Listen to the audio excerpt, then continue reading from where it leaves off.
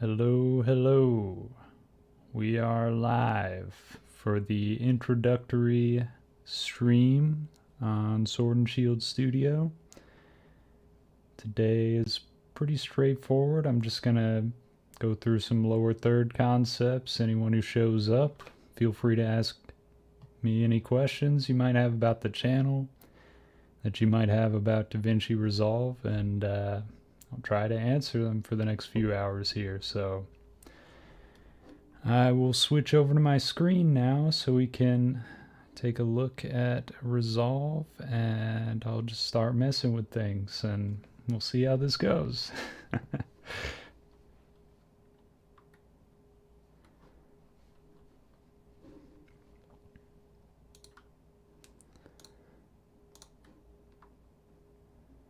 All right.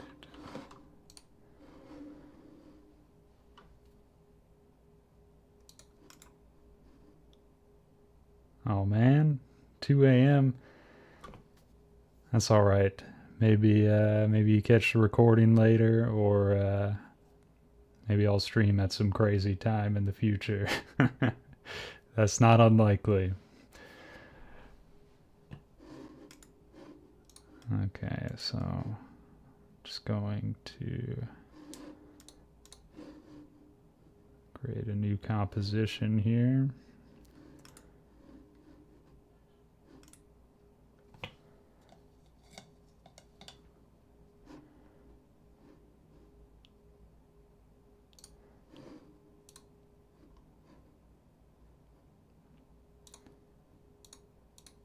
I'll make it 8 seconds.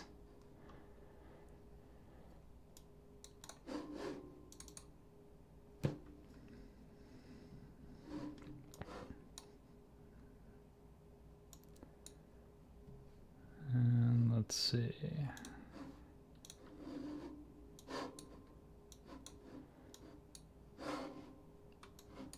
Bring in a transparent background node. Combine it with a text plus node. This is actually kind of similar to the last tutorial I made so far.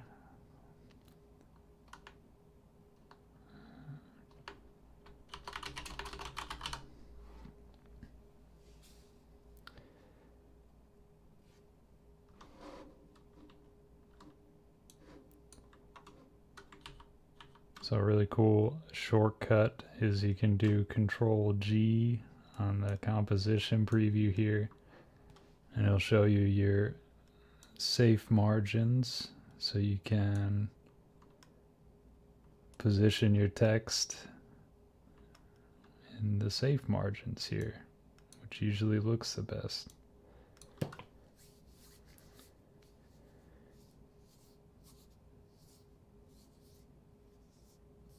Well, thank you. Appreciate you watching the videos. I know I've seen you around the DaVinci Resolve Discord. I like watching your videos too, so appreciate you stopping by. Well, yeah, maybe I'll do a stream on a Saturday sometime. Not really set on this Sunday schedule yet. This is just kind of a trial run here.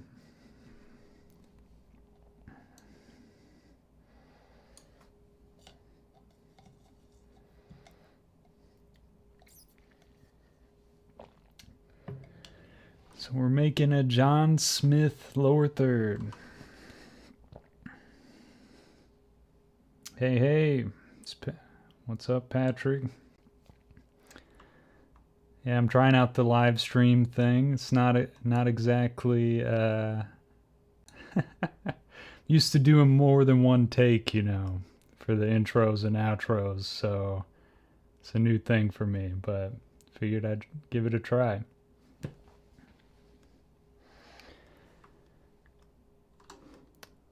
What's up, the Aaron?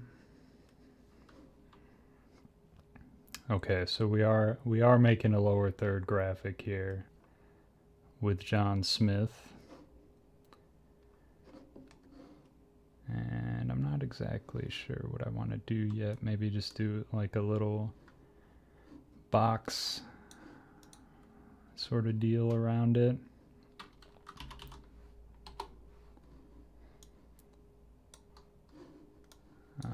Whoops.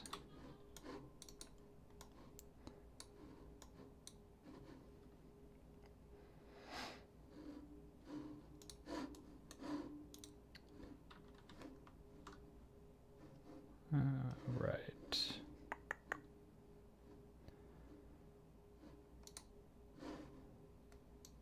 So let's make a background.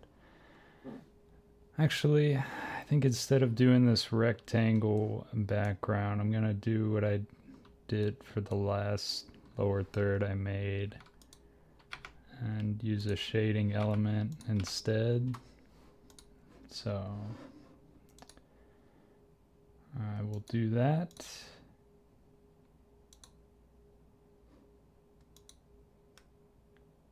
And select the border fill here.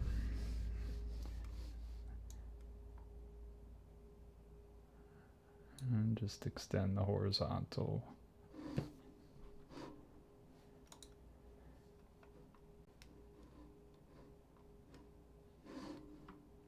This is both great and kind of a pain in the butt to work with at the same time, but I think it's got more benefits than anything.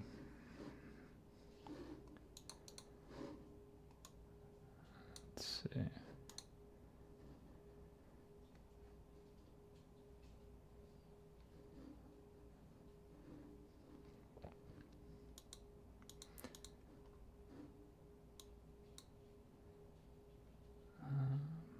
The offset.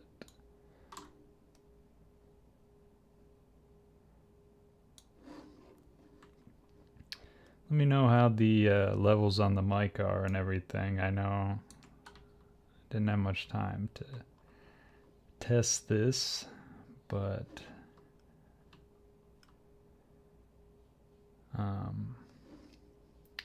yeah, so let me know how that is.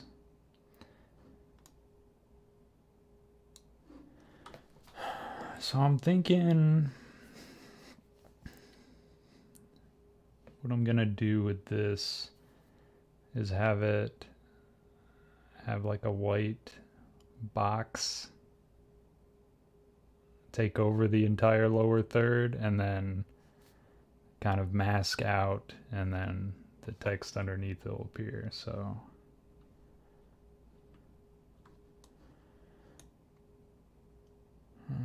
let's see.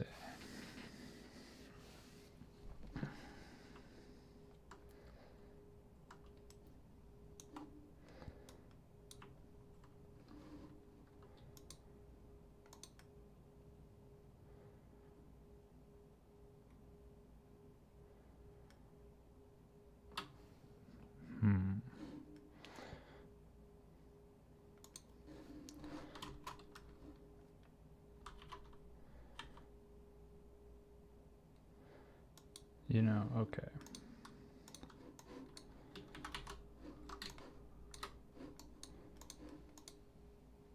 Just copy that.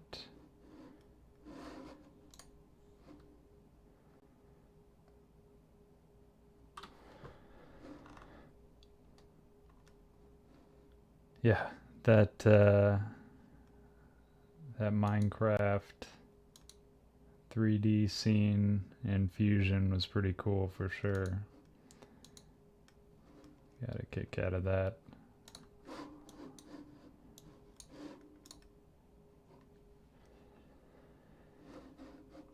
Okay, so I don't know. It's probably not going to be smooth enough if I just do this right on, but it might be.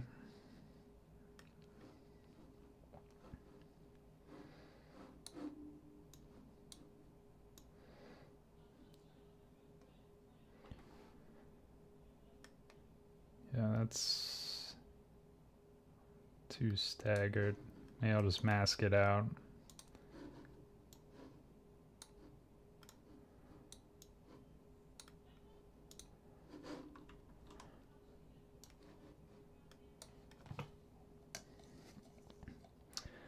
I don't know about you guys, but lately with all my animations, I've been almost exclusively using the anim curves modifier. And I know there's like, you can't modify everything with it. I'm not sure if what the limitation is on what you can and can't use the anim curves modifier for, but it's really flexible. It's nice to be able to just stretch your animation on the timeline and have the ends be the ends and the beginning be the beginning without having to do any time stretching after the fact.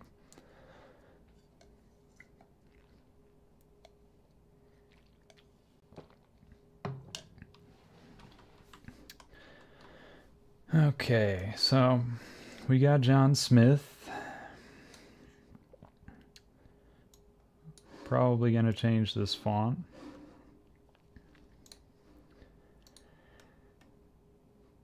Open Sans is cool, but I am partial to the Roboto. I probably should have changed this beforehand. Oh well.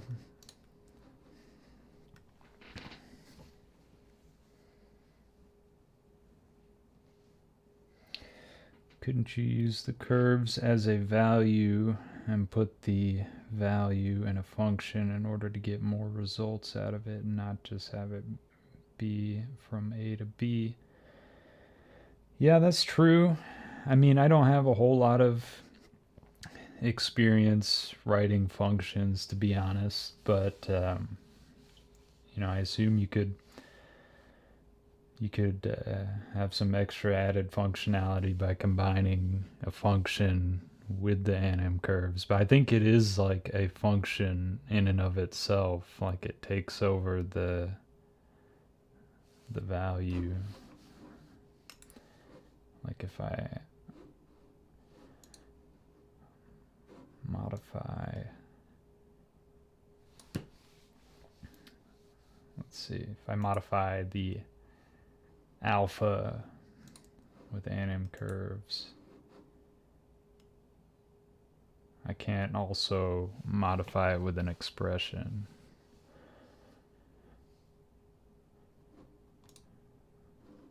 But maybe there is something to that.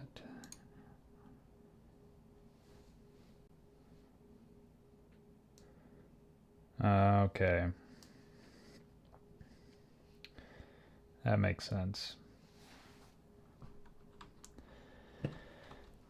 Yeah, I'll have to play around with that. Honestly, I have not touched much of anything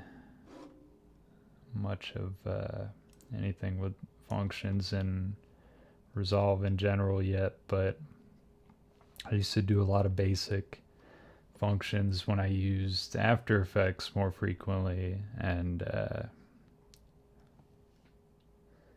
yeah.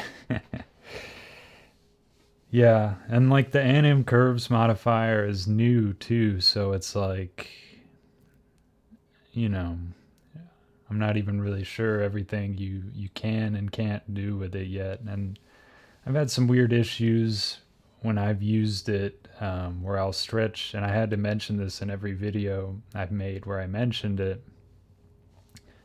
But when you stretch something on the timeline, depending on the animation, there'll be like a weird staggered flash in the very middle after you stretch it on the edit page, and you got to go back into Fusion and check and uncheck an option. Like if it's a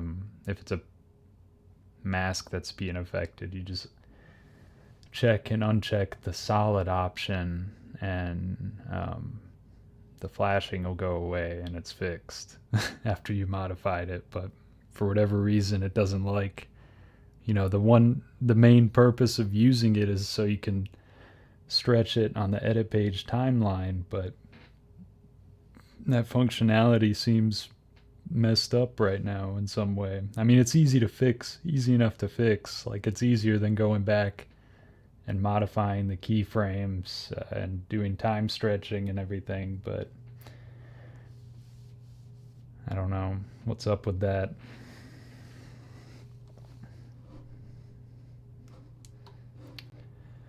Okay. So I got this white. Yeah, it's a feature, of course. Of course. It's intended to be that way.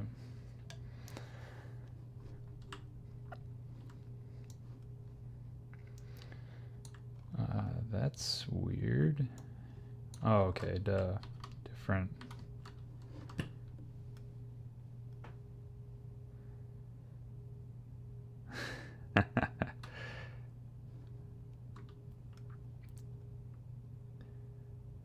Yeah, you best cut yourself off, man. But thanks for stopping by and watching a bit of the stream. I'll see you around the Discord and hopefully get you on another one of these in the future.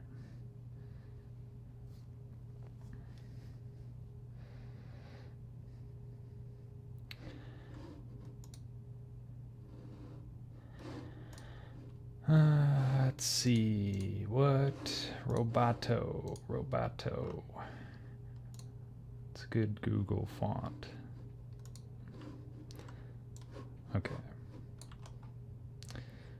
And I did the offset Y differently here too.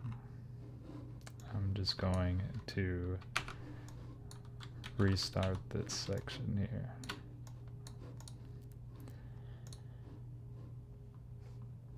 Okay.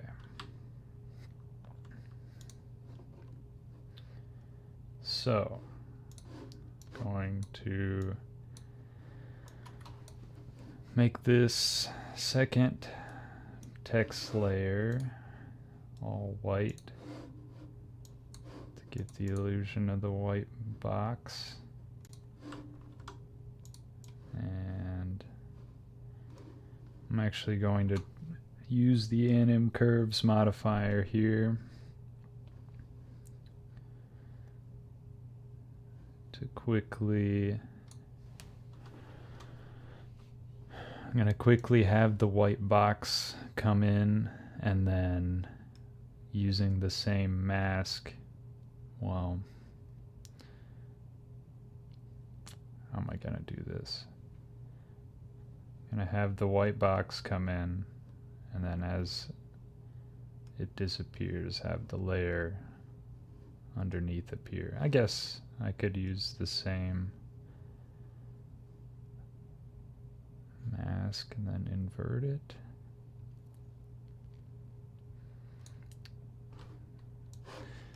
Let's do the white box animation first. So I'm gonna have it go left to right, and I'm gonna modify the, actually gonna modify the width. This is another thing. You can't modify the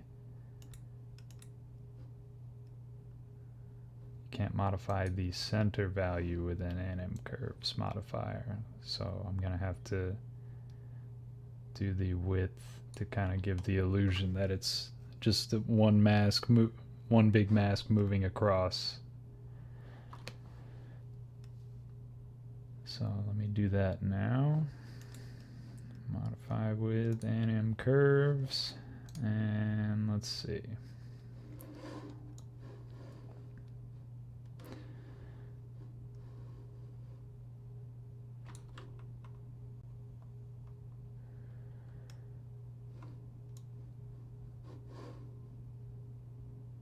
Oh shoot. If I want it to go left to right.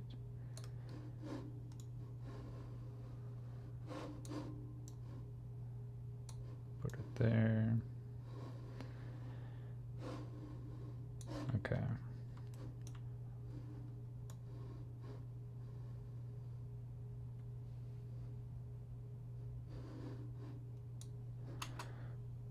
Okay, so right now it's just linear.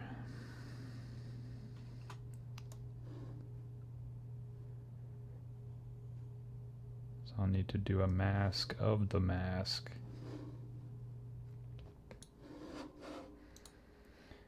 I think I could get away on this first one just by having it do a simple sine wave.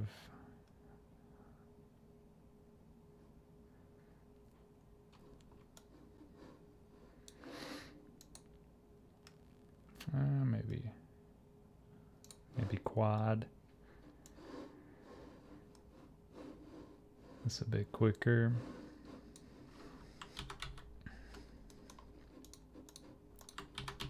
I'll copy that mask. Whoops.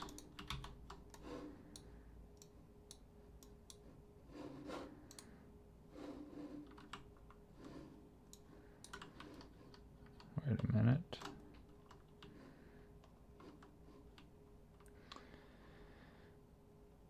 Okay, I'm making this more complicated than it needs to be.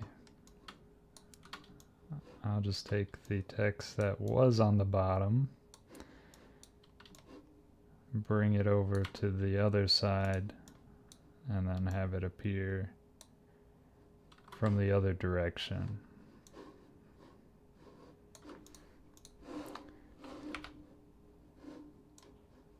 So what do we got?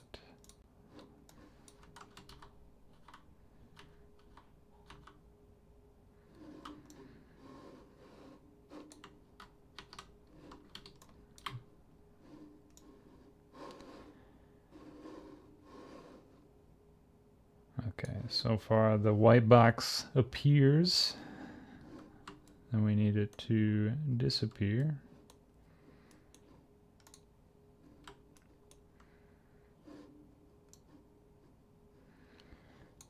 And I want the underlying box to appear from the other way.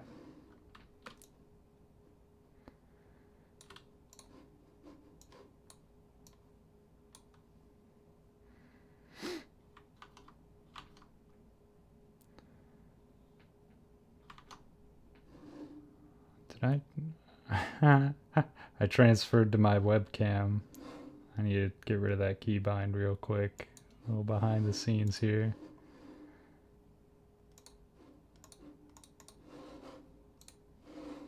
My bad.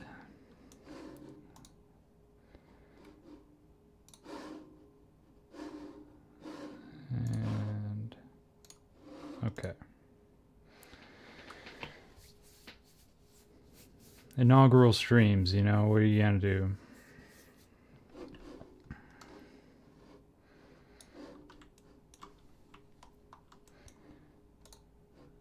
Okay.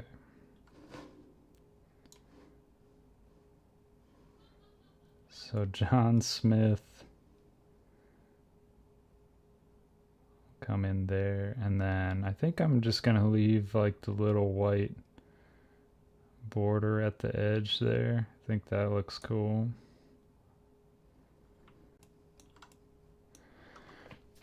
Once again, I would like to use an anim curves here, but I don't know if that's just gonna complicate things, but I'm gonna try it anyway.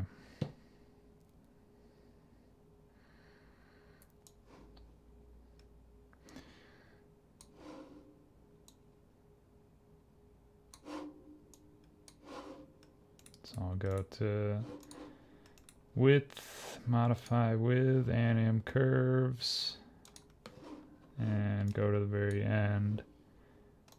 Let's see what the max, that is our max scale. So of course we don't want it to come in until after the white. I mean, that's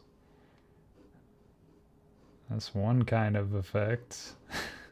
Kind of interesting, but we want it to come in after the white box shows up. So I'll make a custom curve for this one. And I will not have it start until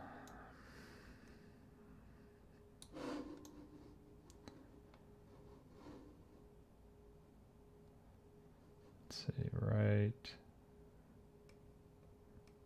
Looks like there is where the white box begins. So put my endpoint on my anim curve right where I think the white box starts. It does some weird scaling there. I don't know why, but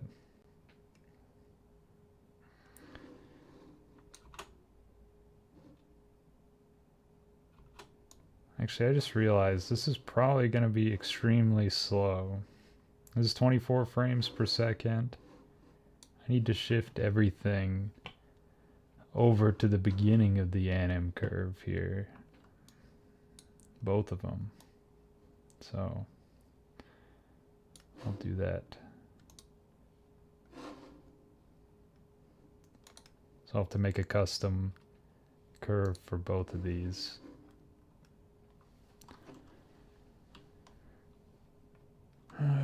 So if this is 24 frames per second, and of course being an anim curve animation, you could change it later. You could change the length of it to better suit the frame rate, but I'll probably want the white box to pop up about like 12 to 15 frames in. So I'll just adjust the out point until it's about over halfway, because I want this to be long enough to fit most names, but short enough where the mask here is not going crazy. Short enough where the mask isn't expanding too fast and you can't see that this motion is happening.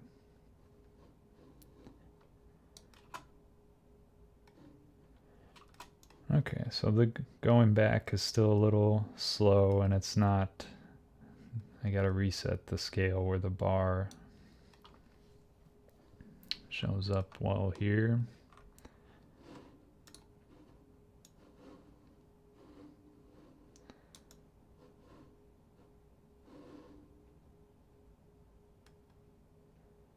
So right now, since it's linear, I believe it just keeps expanding until infinity past that point. So I have to make another control point and level it off at the maximum value here.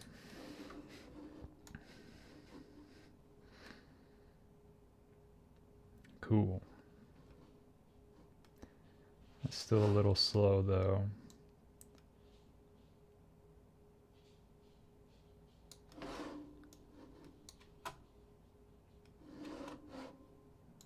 A little faster. Yeah, might as well pull up Fusion, play around with it. That's this whole process is very much trial and error for sure.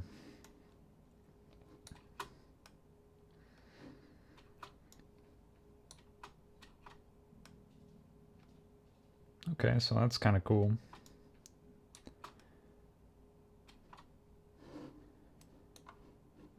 I'm gonna actually bring this into a timeline so I could see it, render it in real time. Now I don't know why, but sometimes when I open a Fusion composition that I made, double click it, the hypertext compositor pops up, and it happens sometimes when I'm recording a tutorial and I have to quickly exit out of this. Don't know why that happens, but it does.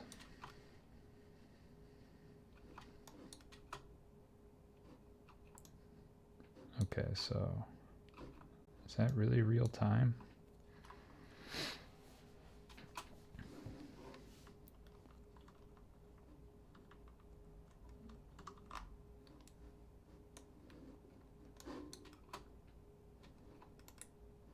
I guess so.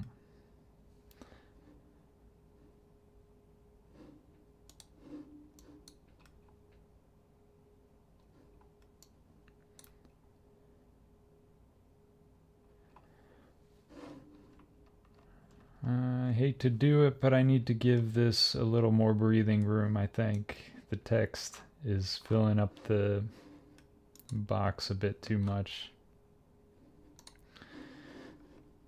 Oh yeah, you're right. Let's see. That is a new feature.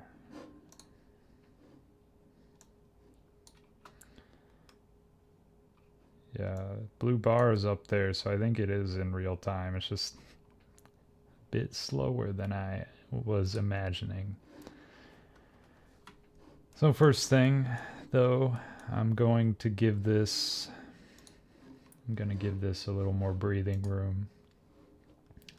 I'll go to the shading tab and extend the vertical.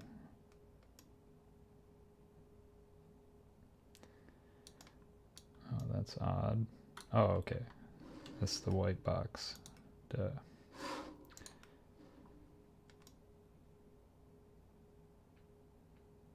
Just gonna change the extend vertical value on my border fill here.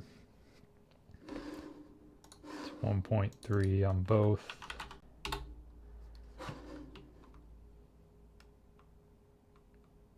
And maybe do the same for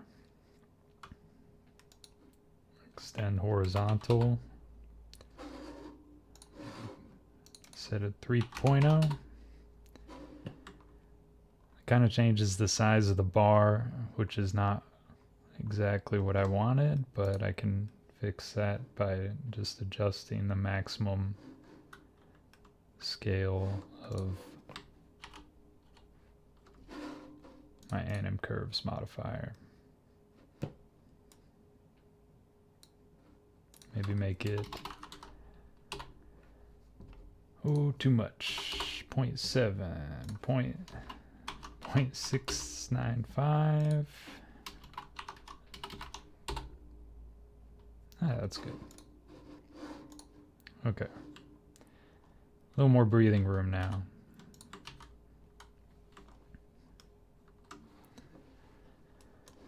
And I'm going to make it quicker.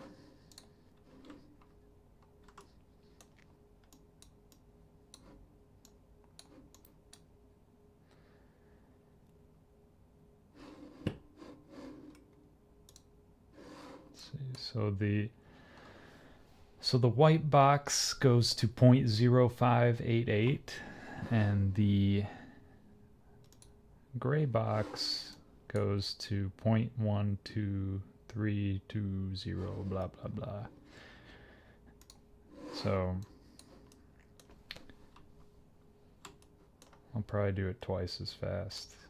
Maybe make it 0.248 for the endpoint at the white box, and make it 0.063 for the gray box.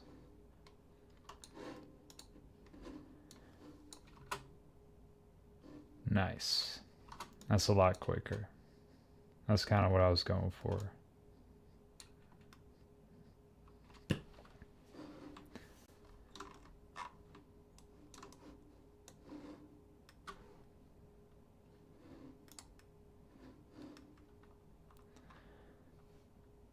Now, I think what I'm going to do now is just smooth out the animation curve here by taking the handle, making it level. That's really hard to see unless you zoom in. take the handle, make it even with the max value. And I'll do the same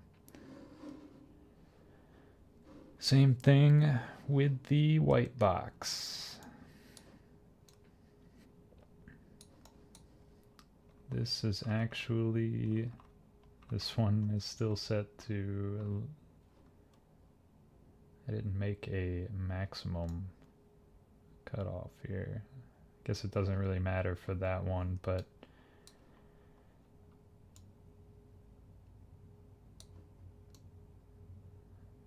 it'll make it easier to set this curve. Okay, so the handle is way down here. Smooth it. Awesome. Let's see how it looks.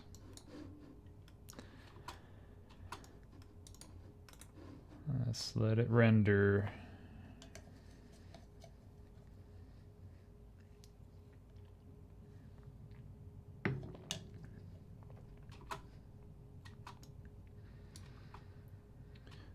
Oh no.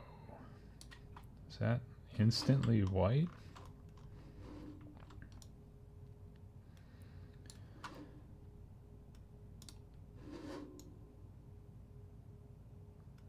Okay, so it's clear I messed something up.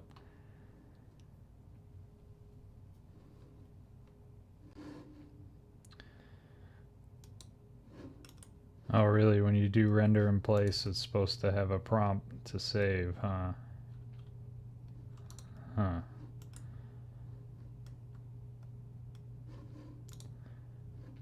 That's odd that it does not give me that.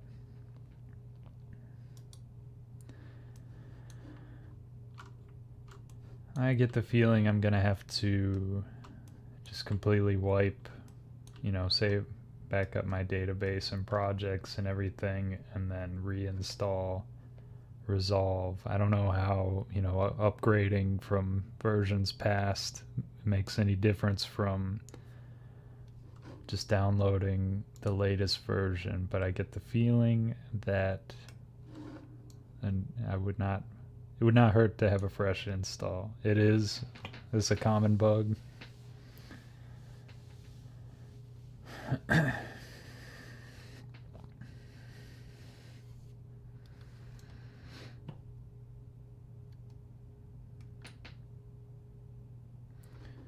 Turning a fusion composition to a compound clip. Okay.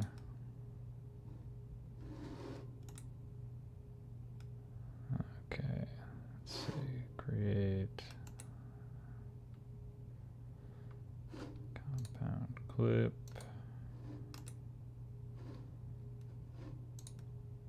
Yeah. There is the workaround. Since I'm going to change something, I'm not going to do it right now, but next time I will do that. That's good to know, though.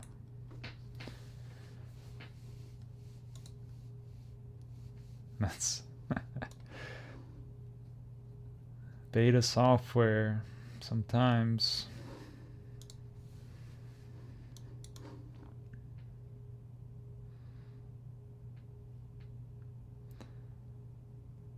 Okay.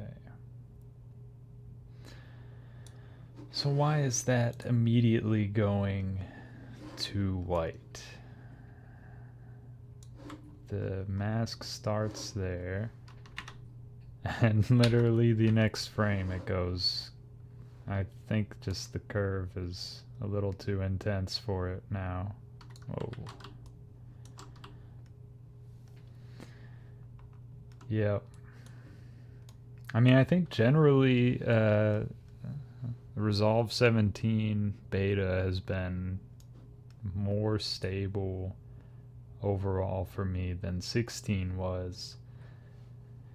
It's just, you know, there's gonna be weird stuff like that happens. But features like this anim curves, that is okay. The handle is just too long.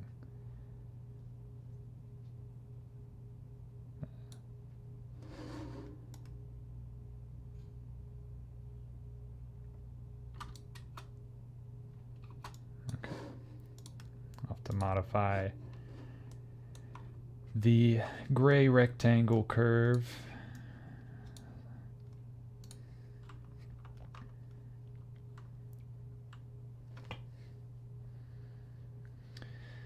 Yeah. Yeah, I've heard different people on the Discord having different issues with it. Generally, it's been pretty stable for me. Just a few things here and there, like that. Like I showed you when I open a new Fusion composition that I created, it pulls up the hypertext compositor. Now it's like it's not a software ruining glitch or anything. It's just kind of odd that happens. Okay, so I think the white box going in is good, but this goes a little intense.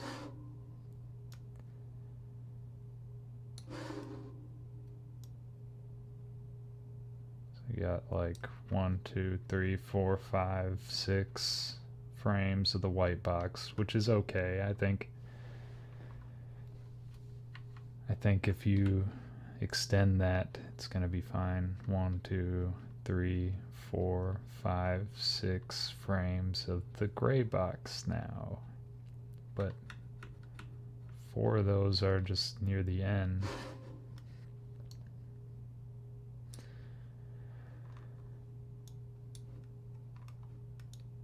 Maybe I have to make another control point and make it even more gradual.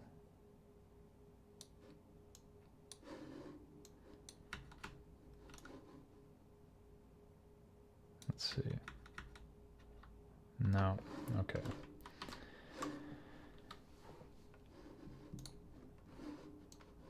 Let's see how it looks. Okay, so make a compound clip,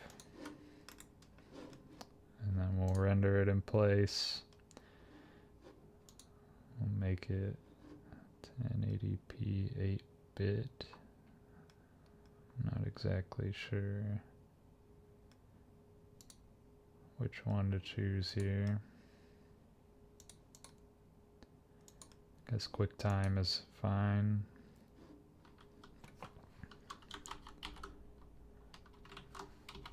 Okay, just put it in videos folder.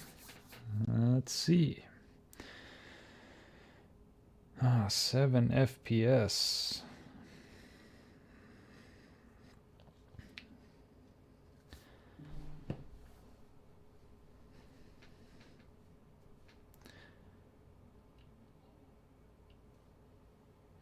I don't know if that's good or bad, actually. I've not used this feature before because I just thought it was not working. Oh, that actually, that's pretty smooth. I'll have to fix the white edge here. You can see the white. Maybe make it 1 pixel smaller on the top and bottom and horizontal. But the animation itself looks, movement works out pretty good.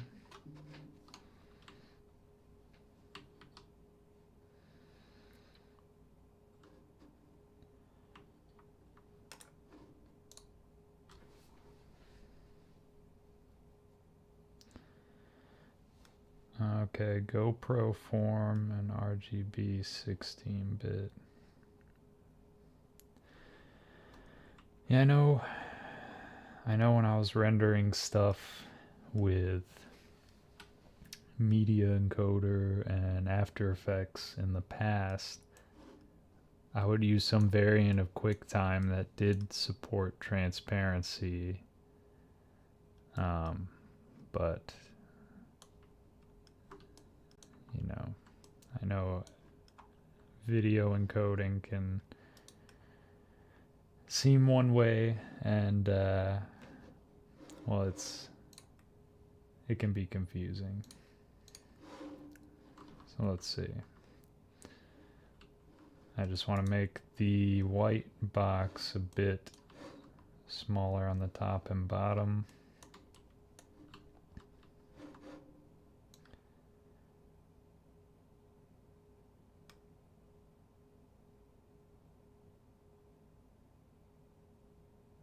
Okay. And then make it a bit smaller on the x-axis too. And extend horizontal. That should fix that.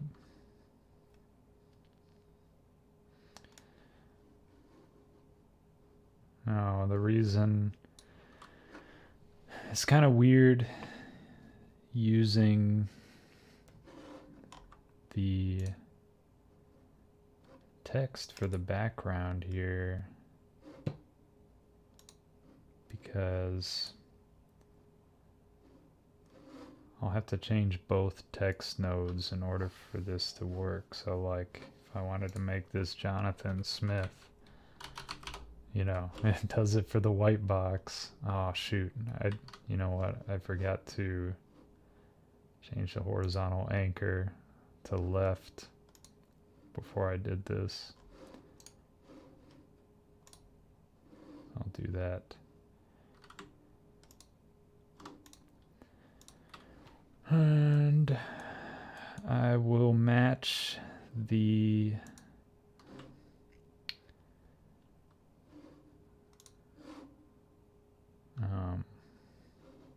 what was I gonna say? I'll match the center point on both of these.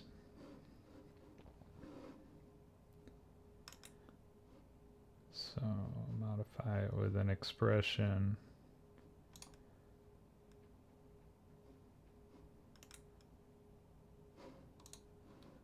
And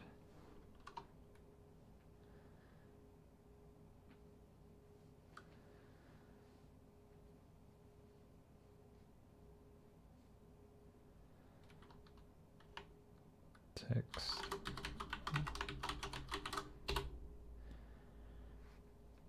Okay. So now both of these should move together.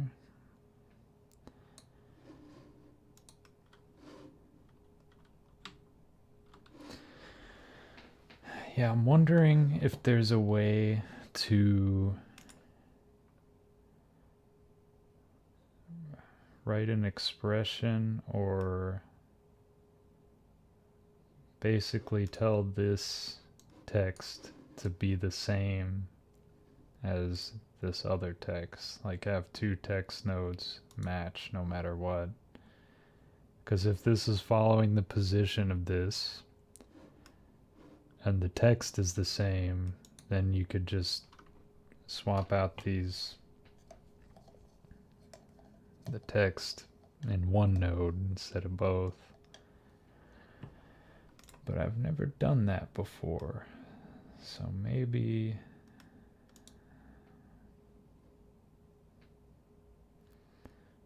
it's just as simple as doing the same kind of expression.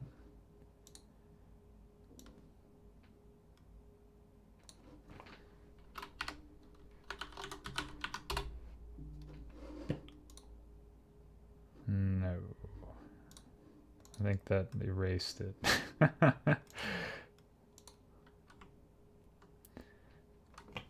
Like if I want the expression to reference the text from the text1 node here, just like I referenced the center point by saying text1.center. Oh, did I just text1.text maybe? No.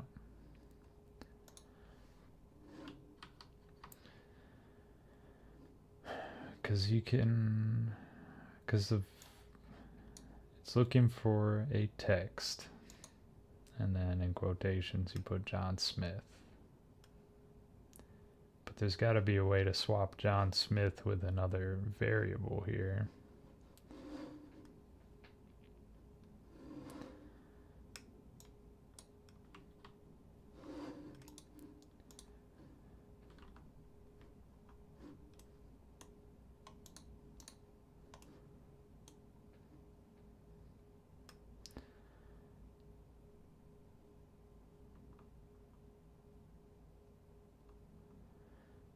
I see what you're saying though. You use the text node as a mask for the background, so the white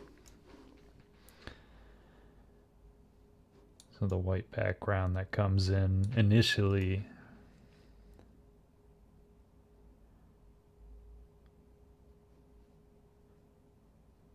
is predefined.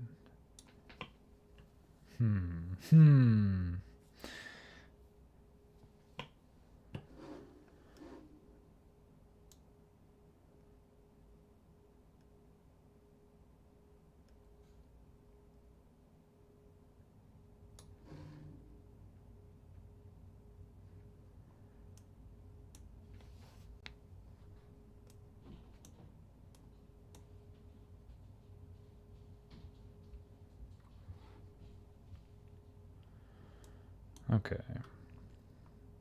So this simple concept we got working one way. I'm gonna make a new composition and try to mess with it.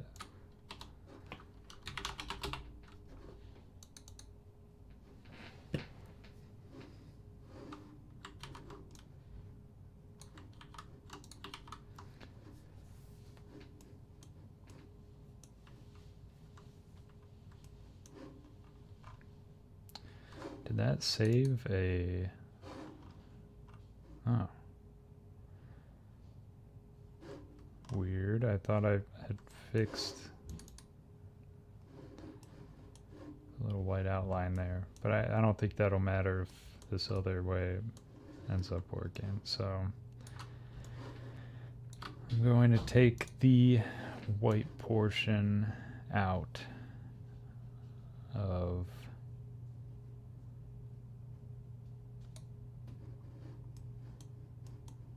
this for now.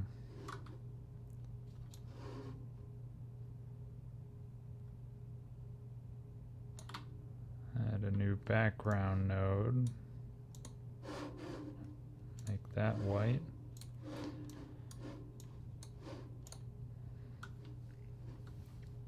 And then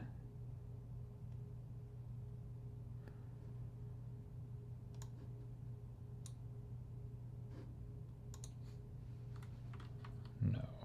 Why would I do that?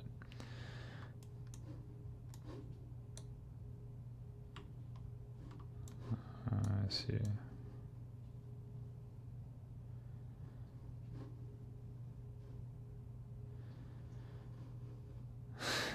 Well, it does half of the animation that way.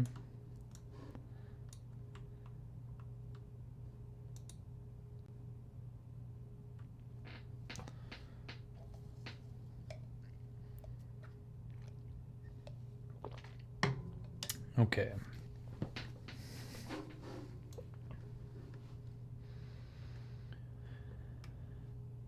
So it starts out white. I'm going to take the mask with the anim curves I just made, put it into the background node.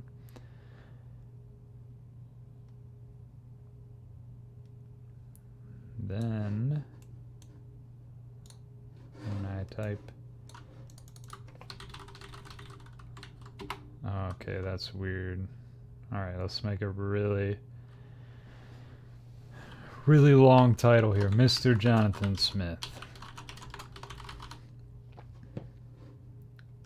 Well, that's odd. I thought I told it to anchor to the left. But anyways.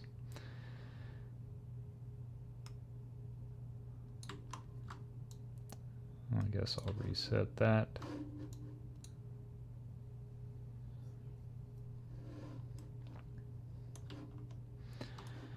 No problem. Go right ahead.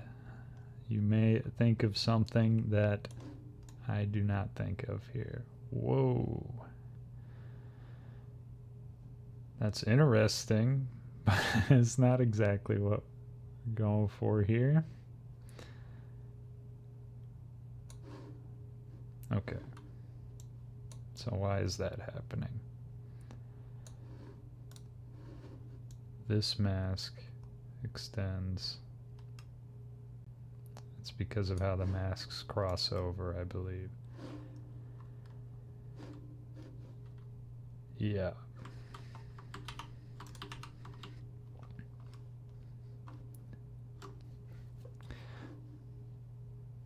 But this kind of goes beyond what I would want a lower third to do anyway. Maybe I would move this a bit.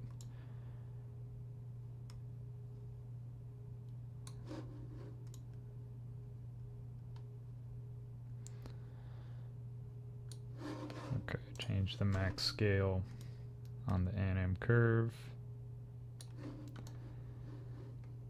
Let's see what happens. That is good. That is good, actually.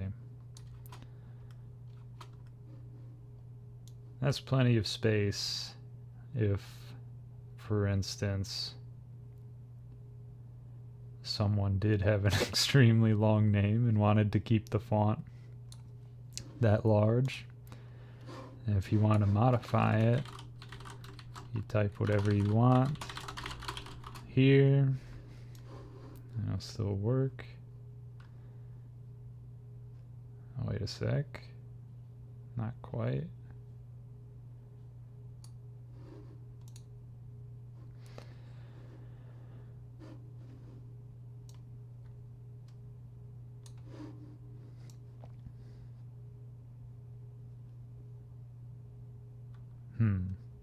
Okay, so this second mask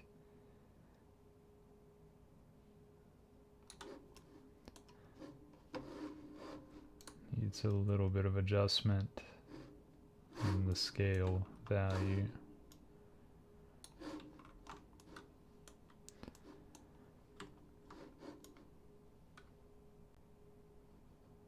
Okay, that's a good question, actually. When you change the font size, it will... That was actually unexpected. It looks like it changes the size of the masks and everything too.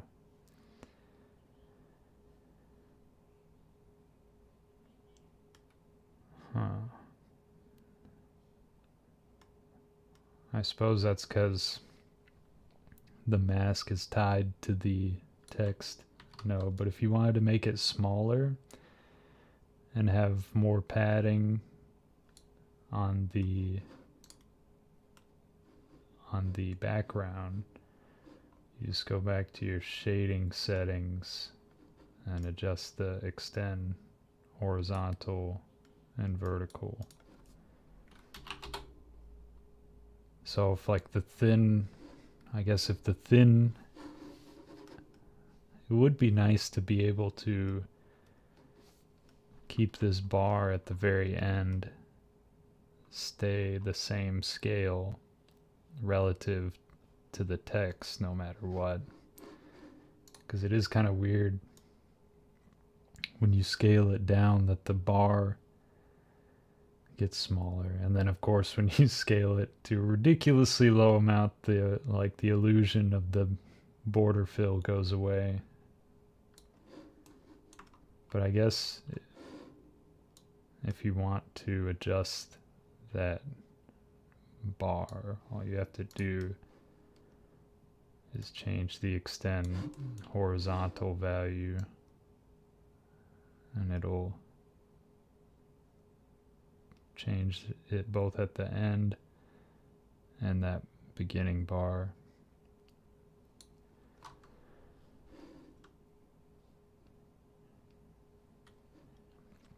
Probably if you were going to create this into a macro, you would just give control for these values and name them something more intuitive than extend horizontal and extend vertical.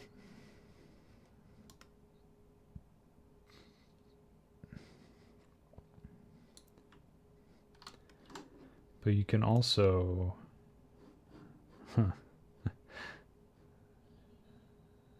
It's kind of funny. This works a little differently from another lower third preset that I made. Actually, I'll bring that in now just to compare.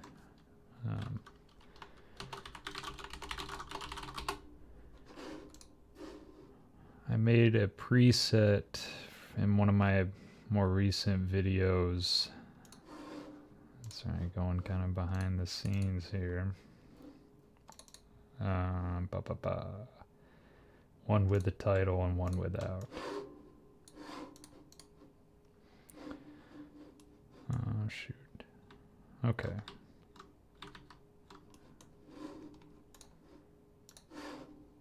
One with the title, one without separately.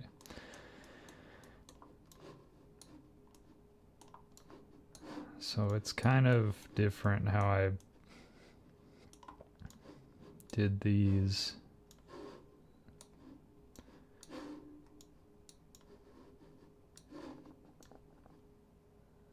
So I did an anim curve for this bar and then had another bar pop out,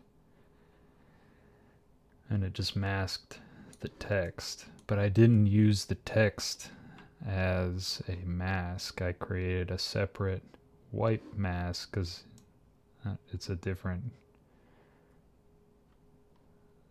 sort of effect, and then I had it affect both the name and title. But when you change the name on this, because it's not involved with the mask, you change the size, it changes the size of the bar, but it doesn't affect the color bar next to it because it's a separate background node.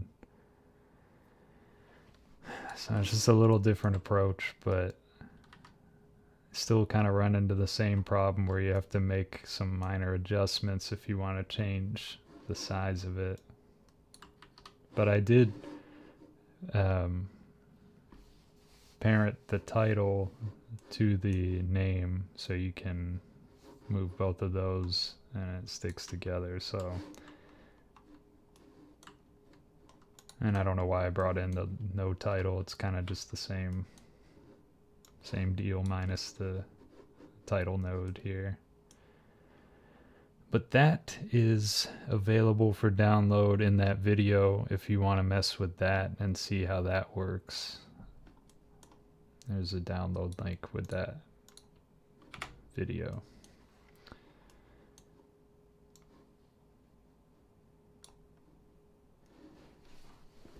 Okay, so back to our work in progress here. Whatever you want. I'm gonna change that to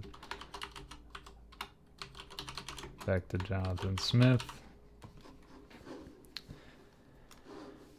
So the size, if I want to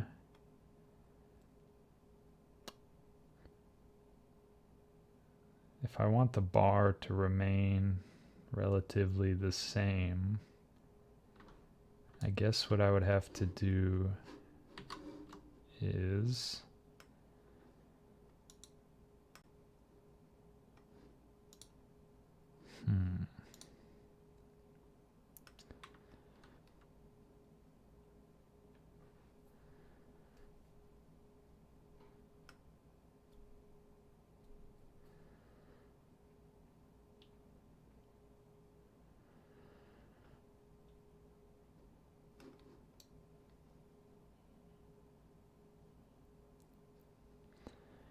right.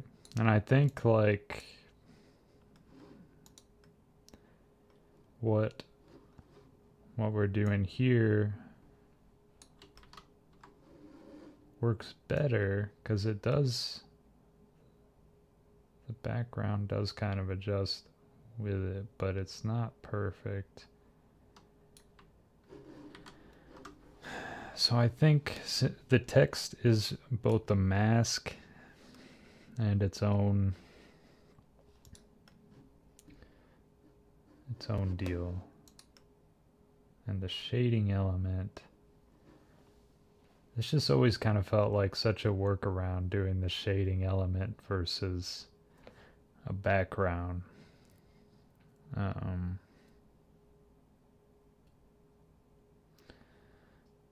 Yeah, because I know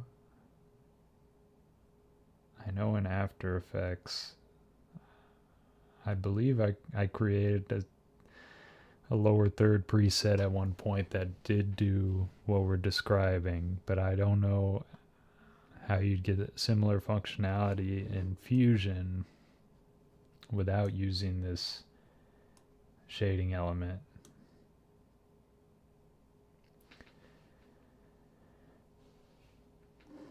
I suppose you would have to tie the extend vertical and extend horizontal.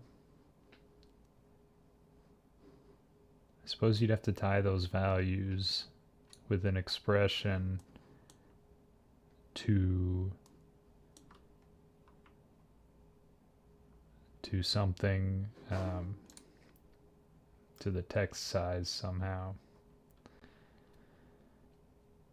Maybe some sort of basic arithmetic, like, but the text size is just a relative number, though. It's not like it's like a definite value. I suppose extend horizontal and vertical aren't either. Now what I would like to change is when you move this, the bar goes out like that. I'd like to be able to move the text and have the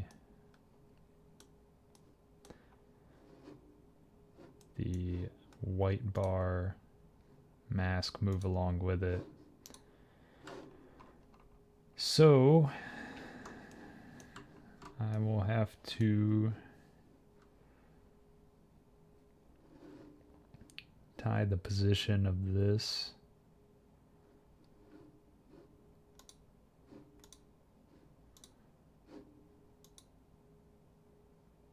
Okay. Yeah, I'll have to tie the position of this rectangle to node, to the text position.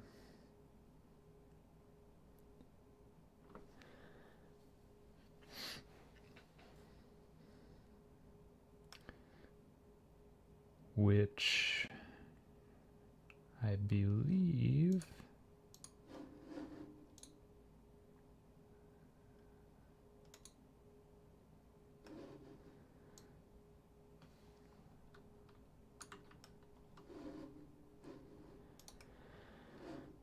but wait a minute.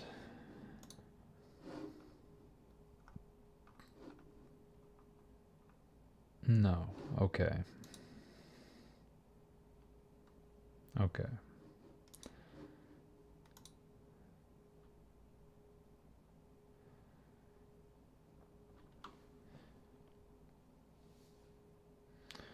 Sure. Yeah, I'll take a look at it.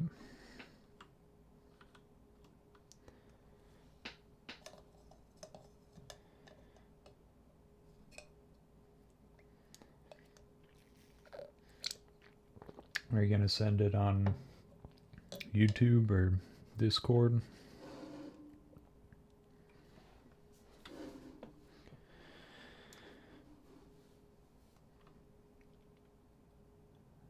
Yeah, Jonathan Smith.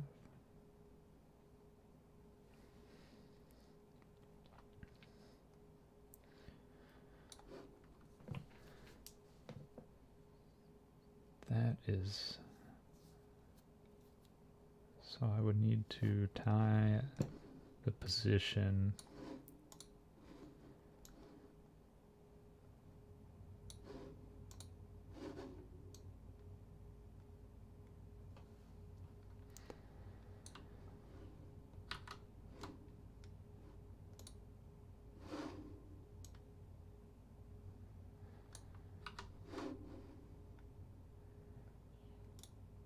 I think I would just need to tie the position of this merge with the text.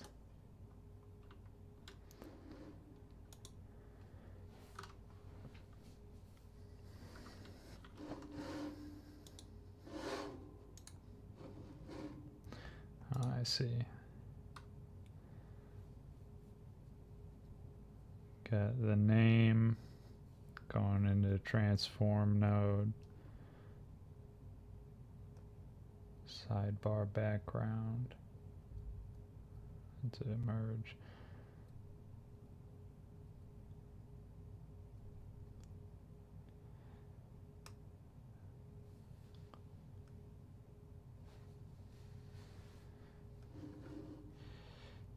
Yeah, you're right. You're right. I think before I start messing with the positioning of this, because this does work. It's not very modifiable, but it does work. So yeah. I'm gonna save a new composition. Actually, I'll duplicate.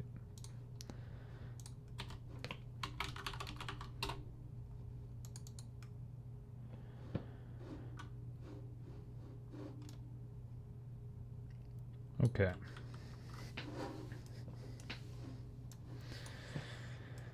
Okay, so the merge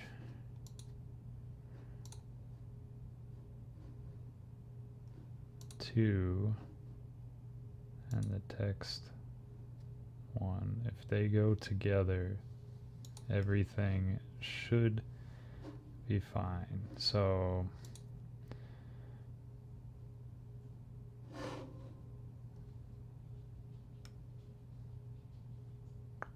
what I will do is write an expression for the center value.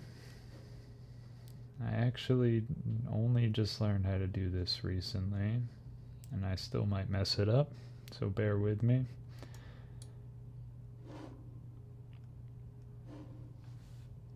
Okay. So point merge to X merge to Y. Okay. I mean, it worked, but it's not. And then I have to add or subtract. Okay. So before, I'll copy that. Before I do this, make note of where this is. I'll write it down actually. Oh man, that is a I'll just copy and paste it. How about that?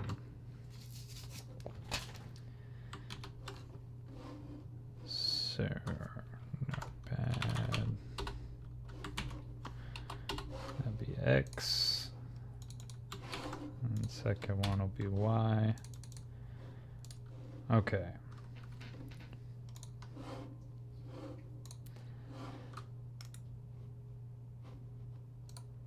Let's see if this works.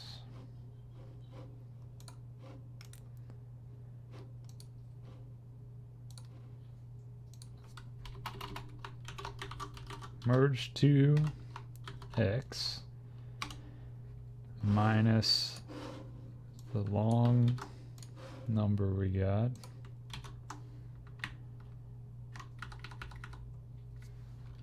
Merge to Y, I believe, is also minus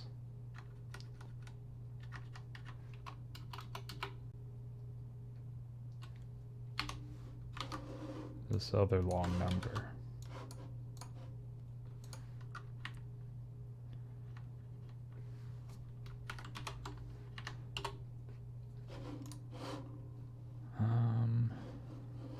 Did I break it?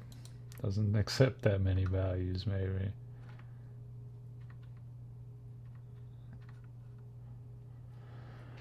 Huh.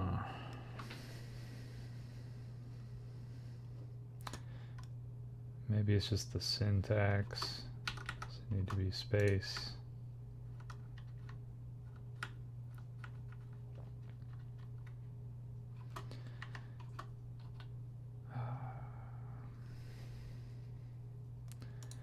forget how to subtract and add within these expressions.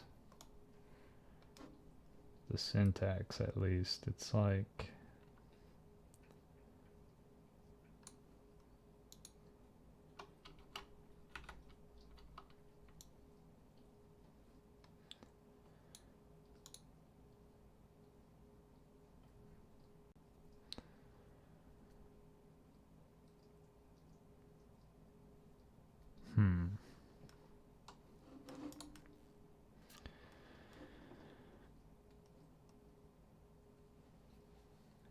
there's an article I actually referenced in the Discord that I looked up. I forget who wrote it, but he had a whole rundown of the like basic expressions and the syntax and everything.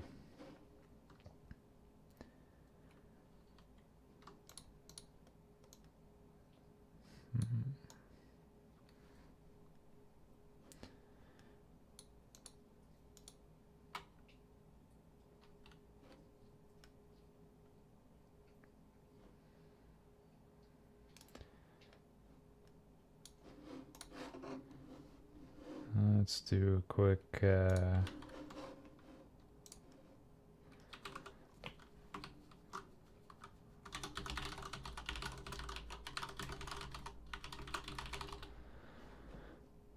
quick search here. William Justice. Is that it?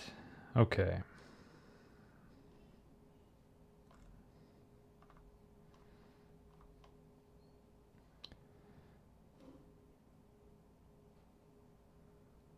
They do have the point value there. I don't know if that supports arithmetic really.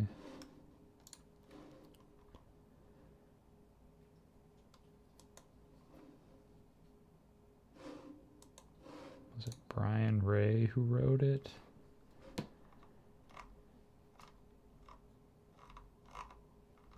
Yeah, I believe this was it actually.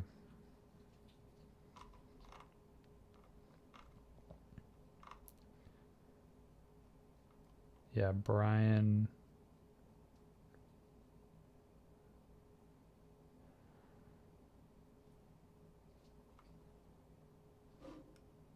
Times 0.5.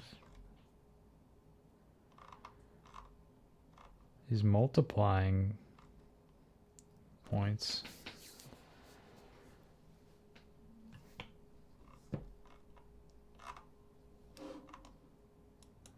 This is going into more.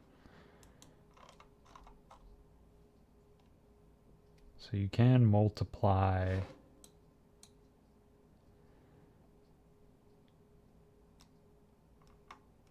within a point, it looks like. I don't know if you can add or subtract. Let me just try with a simpler number and see if that's it. If it just doesn't support decimals, you know, could be on a different scale.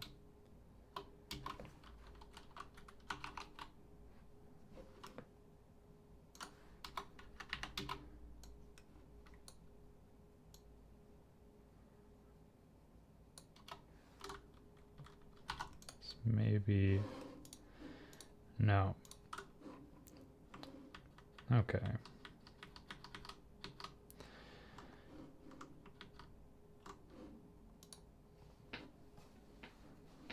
Alright, so I think there's probably a simpler way to do this. I'm just overthinking it. And I think it has to do...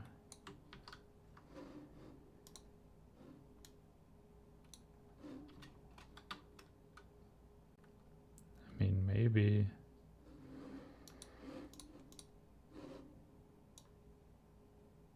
If I want the bar to stick, I've got to have this rectangle 2 masked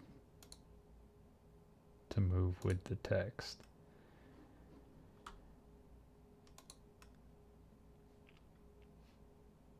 So maybe I just have to change the pivot point of the mask with a transform node.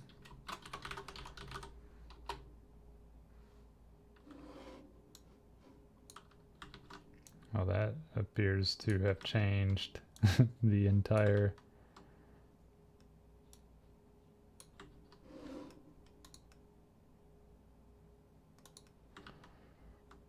no.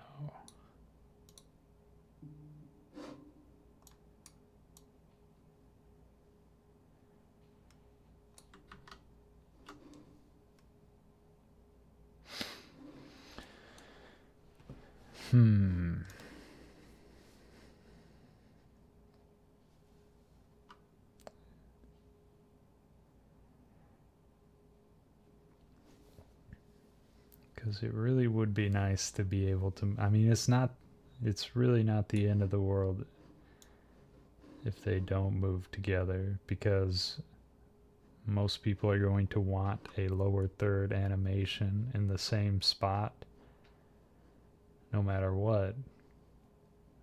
But having that ability, it would be really nice.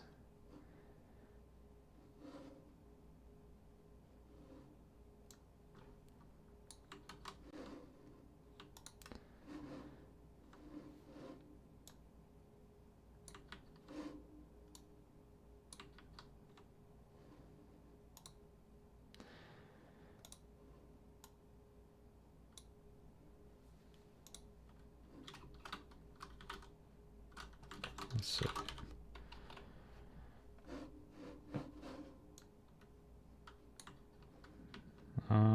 Okay. I wonder.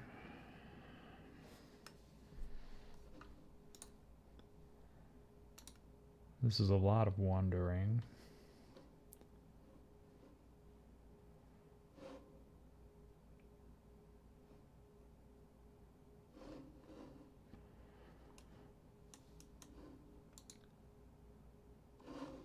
Because if I move this merge, it impacts the visibility of the white rectangle, because that's within the merge.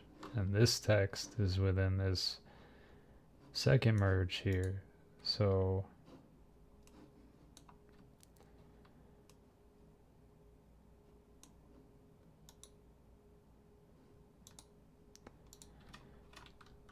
I don't know, it seems weird. Like if I just added a transform at the very end, you could move both together. That's probably the most straightforward way to do this. But it feels like cheating, you know? I don't know. I guess if the tools are available. But it would be nice just to be able to move the text node and have everything move together.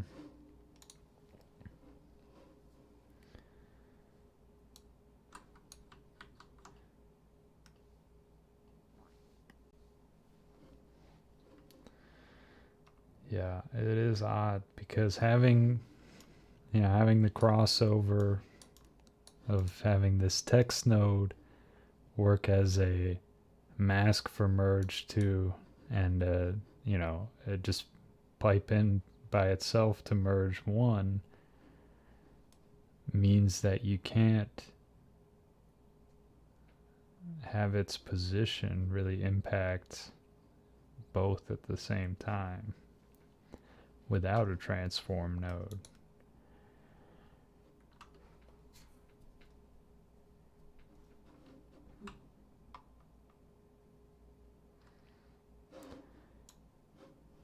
Of course, if you set the pivot of the transform node over here,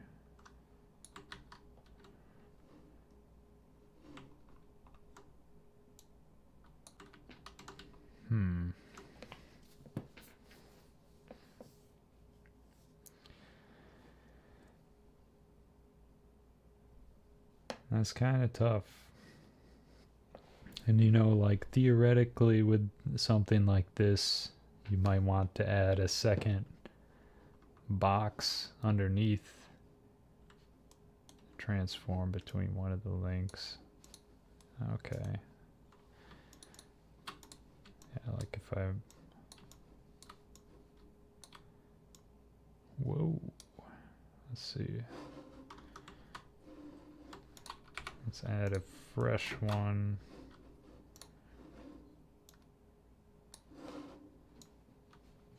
Yeah, it does the same thing there.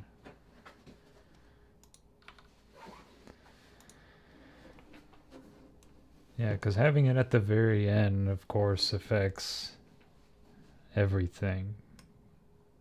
Scale and everything, but we just want something that looks at the position of the rectangle 2 mask and along with the position of text 1 remains like the same position relative to each other, so that this mask would move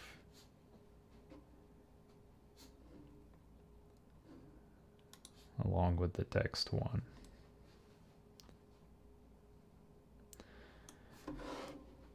Maybe if I do what I was thinking of doing with the merge 2 with the rectangle 2, that might work.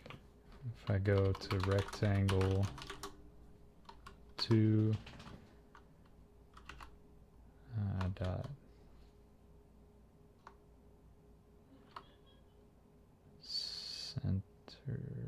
center X.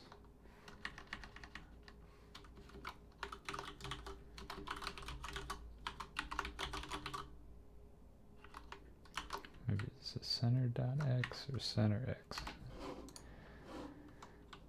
Okay.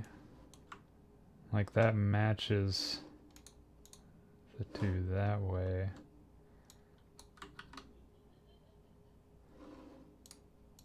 But you can't just adjust the pivot point here.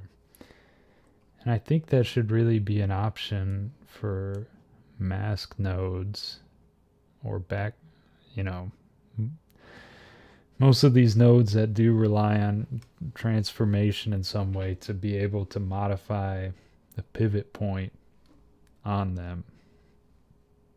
Because you can do that kind of stuff.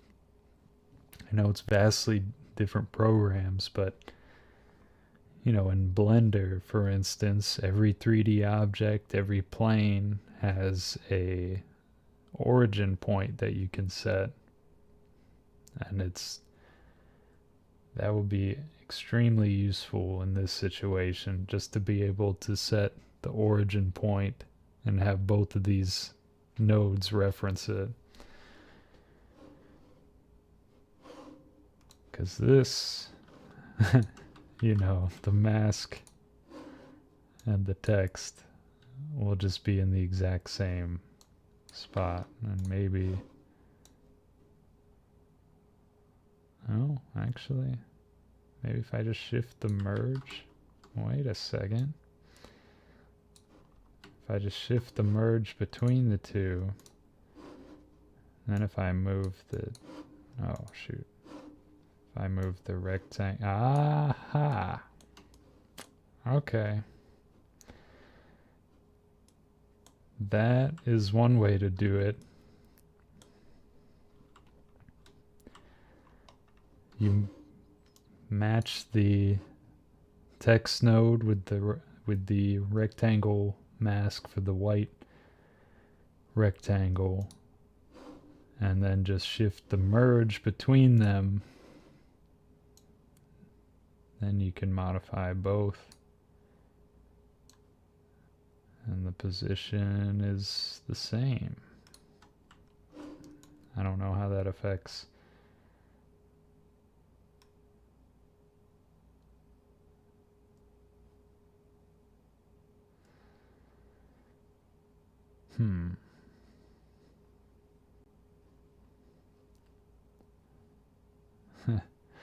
I think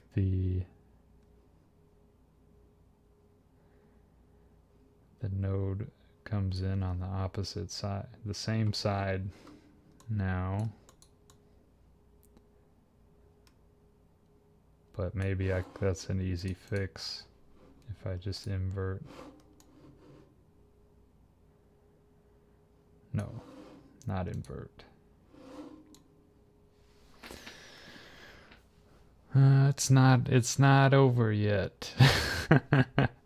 It does mean we can move these together, and the bar, I actually have to do it the other way around, so I'm gonna undo.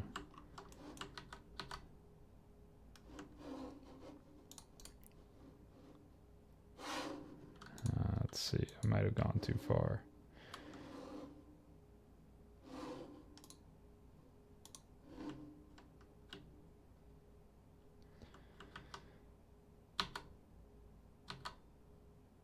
Okay, are we back? Yes, we're back at our original.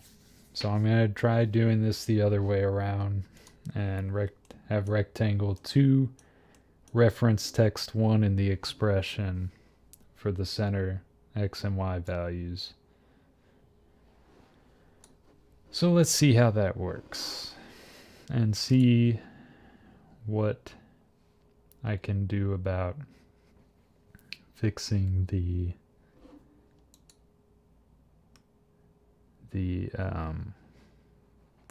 anim curves modifier for that.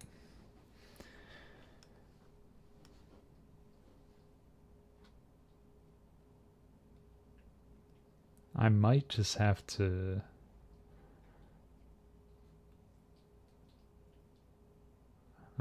reference my, because I did offset the point for the title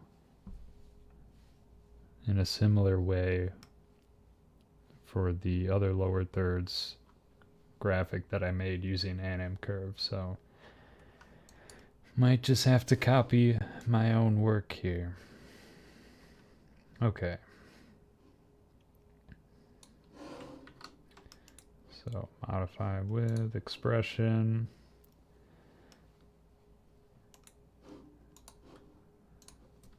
All right.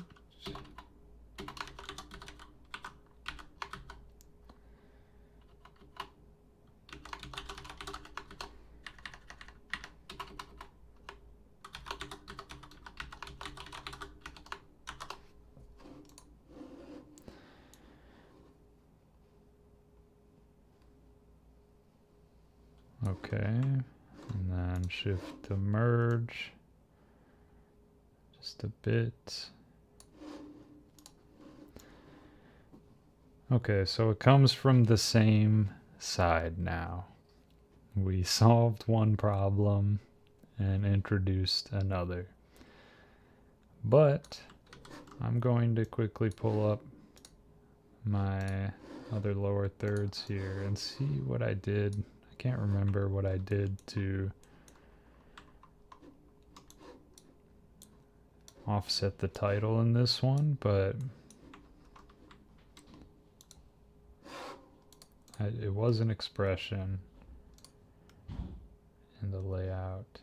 Name.center. Oh. I think I literally just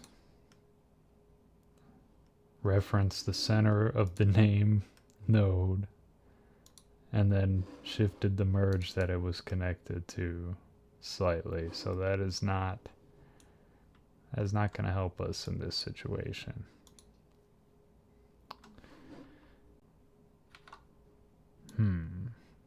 Somehow I remember it was more complicated than that, but oh well. Let's see. So that they move together now. If I move text, the bar moves along with the lower third. But the rectangle mask begins on the left.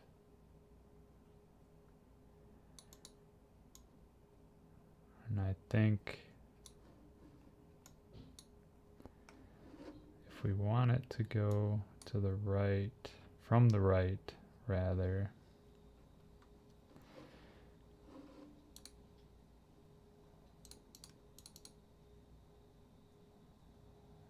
okay.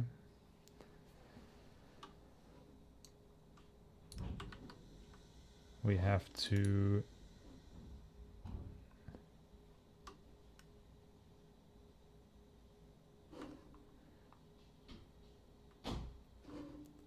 boy, that's rough because we can't just shift the merge because both are dependent on it. We can't modify the anim curve because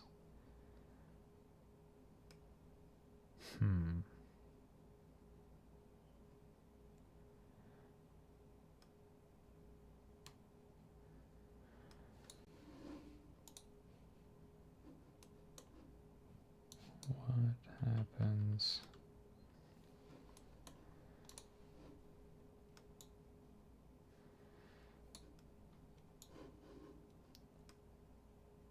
so rectangle 2 is the mask for that, and rectangle 1 is the mask for the white bar.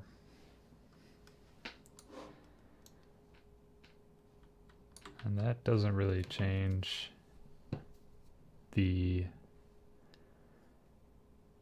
position of anything else, it just masks it.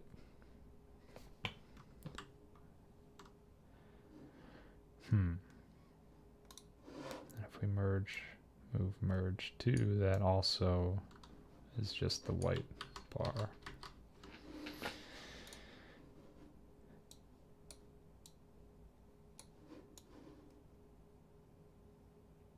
But if we want it to come from the opposite side, there has to be a way to say, just offset this from the position center X. You know, you can't just do +10. Oh. Huh? Well, I guess you can just say +10.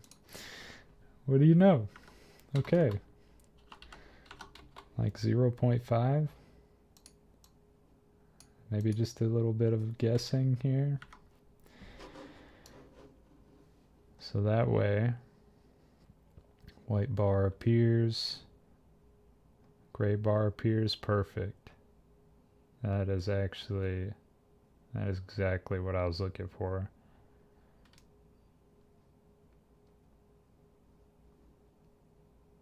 All right, so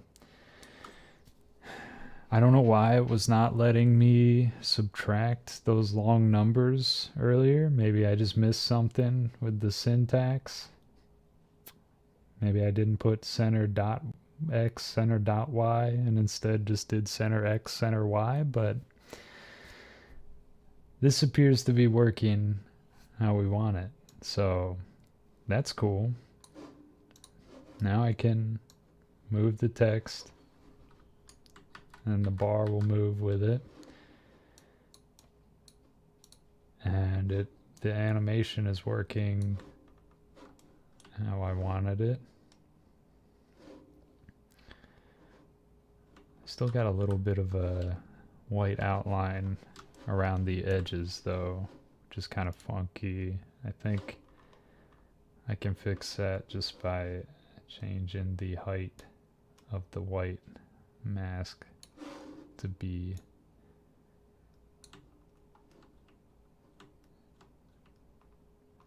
but then I'm gonna have to do some weird positioning with this.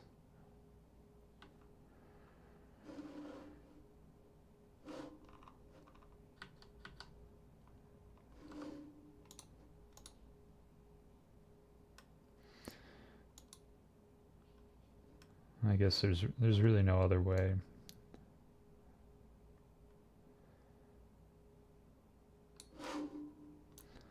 So if I match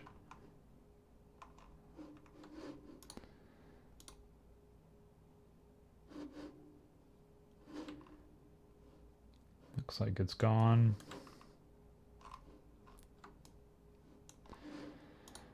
Okay, so now all I have to do is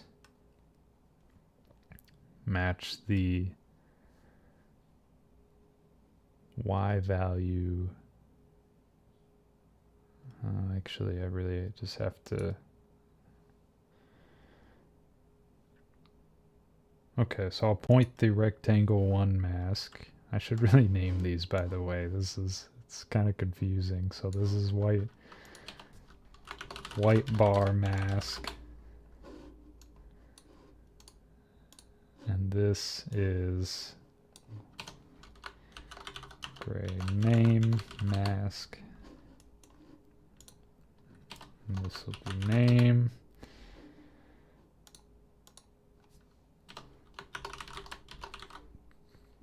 White bar. Okay. Now it should be less confusing.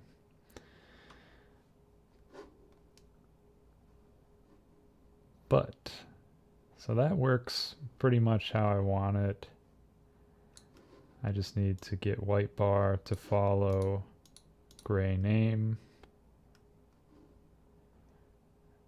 And I think I will do that in the same way by referencing name node, by modifying with an expression on the center value and doing the same thing. And that's actually pretty close, except I don't need to modify that. In fact, minus 0.2 maybe, no, 0.105 even. And then for x, I will do minus 0.05. Too much even. 0.005? No. 0.1. What the heck? Oh, I'm still modifying.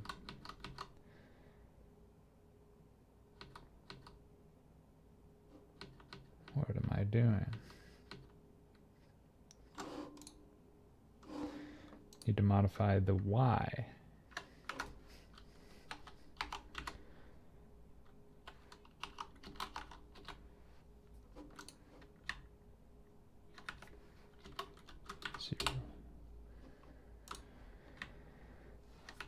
Zero 0.005.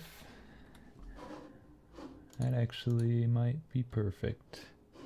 Okay, so now to test.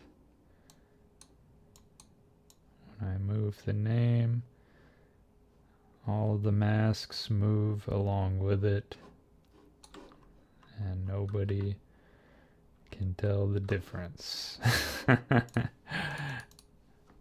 So if I type any other name here, it should work the same way. Of course, it's a little odd when it's extremely long. If I hit Control G to pop up the, yeah, that's kind of, it's kind of close to the maximum length I would ever make a lower third.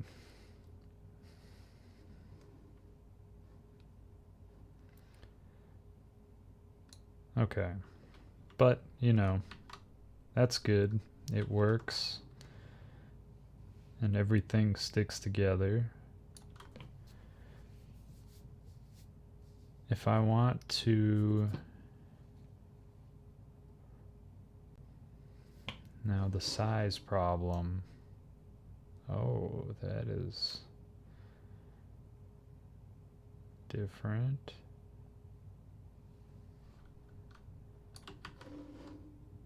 Ah, it's because of the mask I just set. Hmm. Hmm.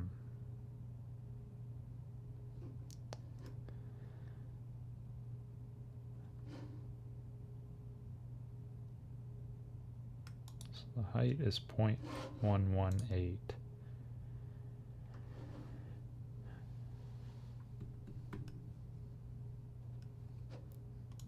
If I set the extend vertical to that though, it's not gonna, well, actually,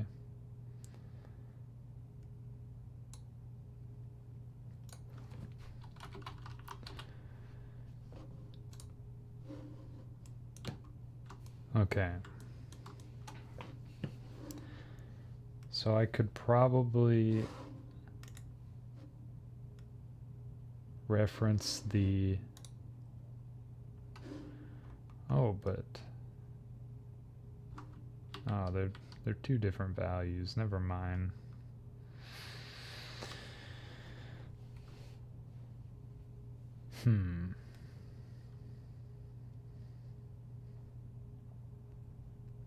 That's the next problem to solve, is how do we get the height of this mask to correspond to the height of the shading element, the border fill.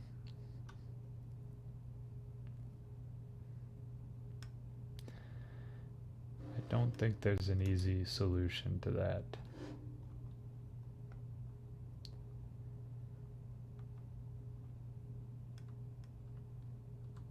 So maybe this is simpler than, we don't have to do that. So I'll extend it beyond what where anyone would want to put a lower third. See if there's another way to remove this white background here.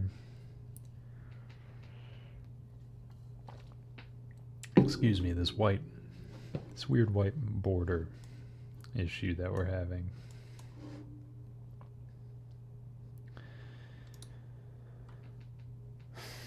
So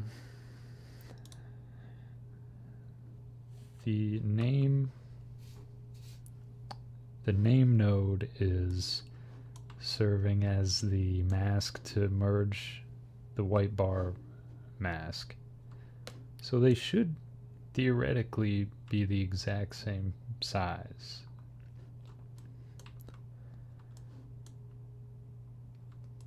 If I make this background completely black, however, you can see that is not the case. So, and when I extend the vertical,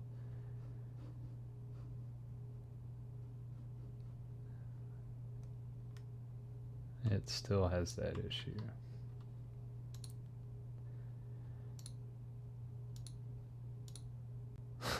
Whoa. Composite. Solid.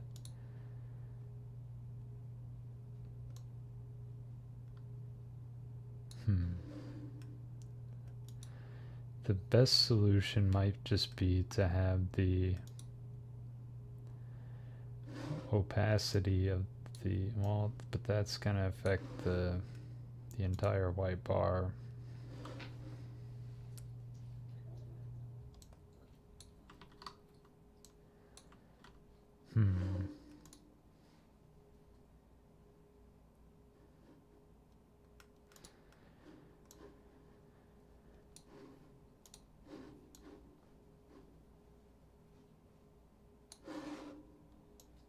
It's odd that when I turn down the alpha, oh, that is that's something. I make it a gradient.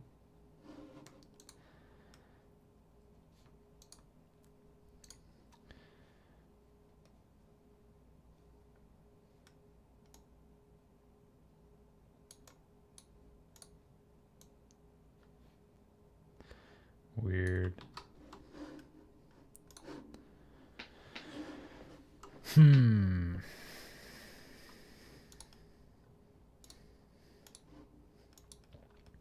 Trying to think what could, because I know just adjusting the height a bit would fix it.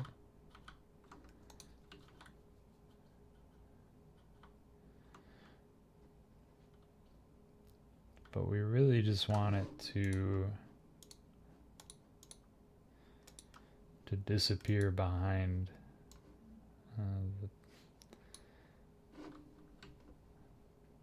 okay.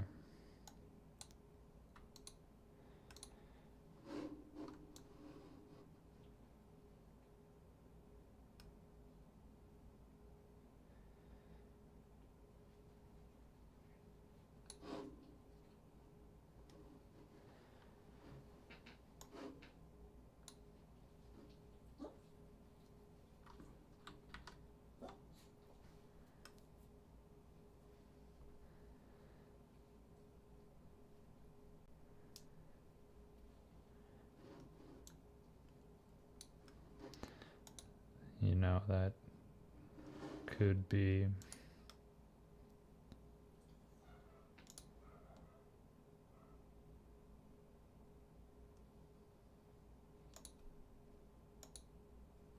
whoa.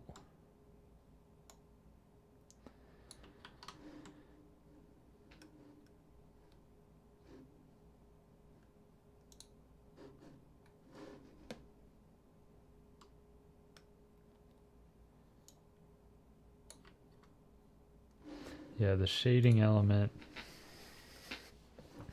that is the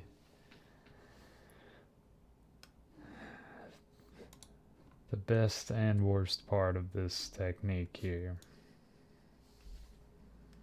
Like, that is weird. You can adjust the size, which is different from extend vertical and horizontal.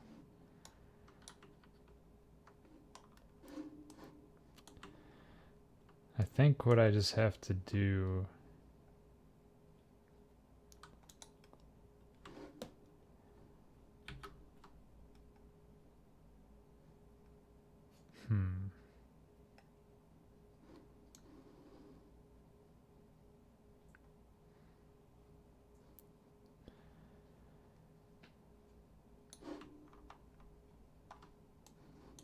yeah, you could see the pixel edges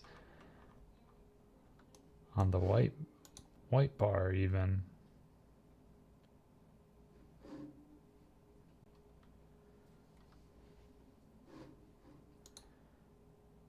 Level line. Let's see. Okay. Might have to make some. Well, it's better.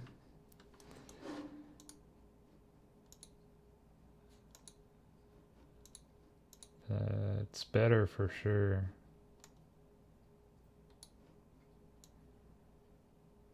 Oh, but then when I contract it, it does the same thing. And I think what I might have to do is just mask out the, like, use this gray name, mask.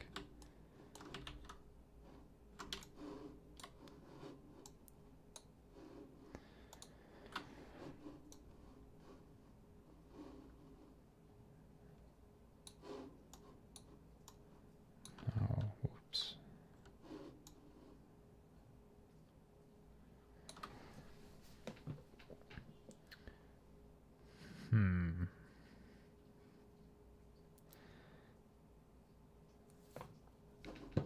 Yeah, it's kind of tricky because, you know, the easiest solution is just to adjust the height of the white mask so you can't see it.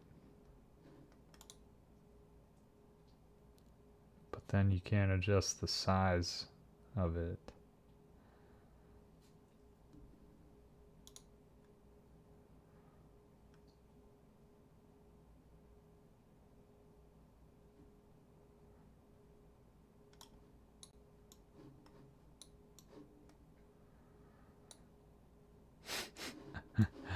Feed it all into itself. That made it worse. All right.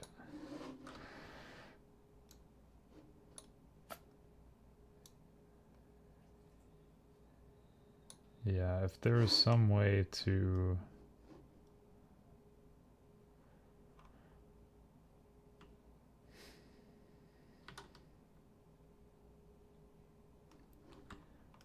those values are just incompatible though.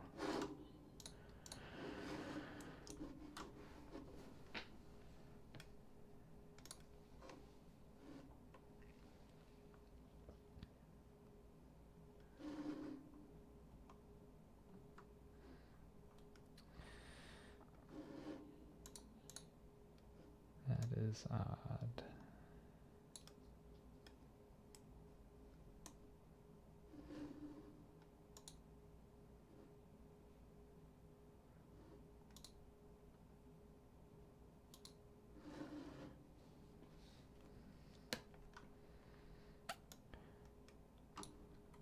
Not really sure what I'm going to do to fix that. If I just have to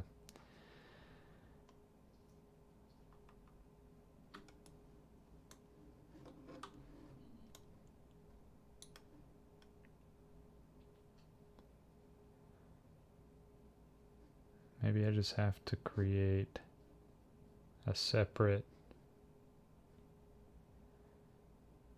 mask for the merge to, well,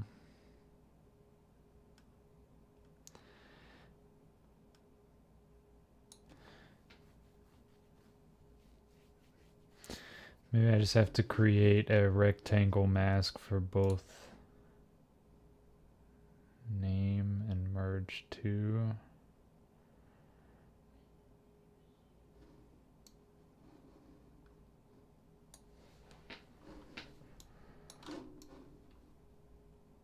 This really is a this really is a unique problem to this method here. 100%.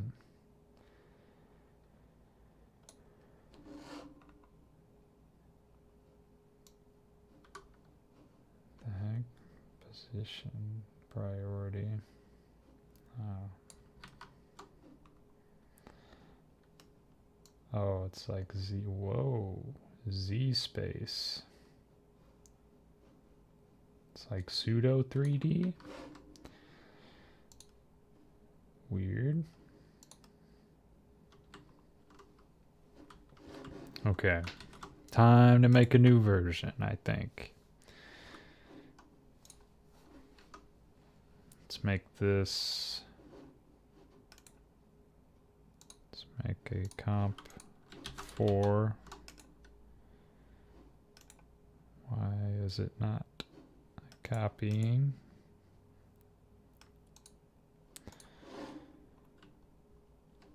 All right.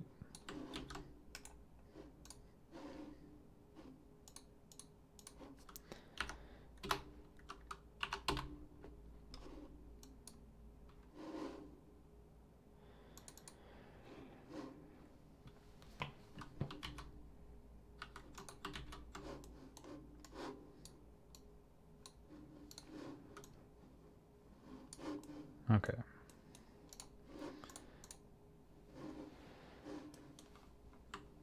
So I'm going to disconnect that.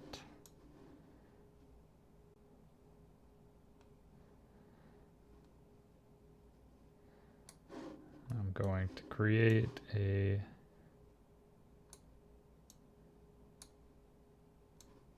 rectangle mask that hooks up to both the white bar and the name. And line it up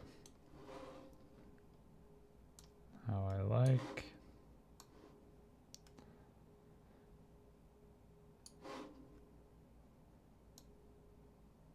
And then I'll just have to match, do a similar expression that I did with the name node and the masks to match everything. And this is kind of weird to do.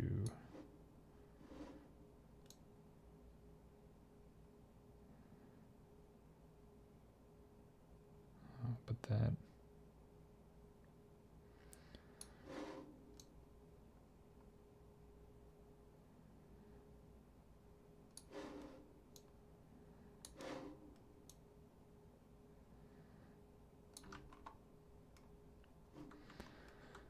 I suppose I don't mind the bigger bar there, but I kind of want to know why that's happening.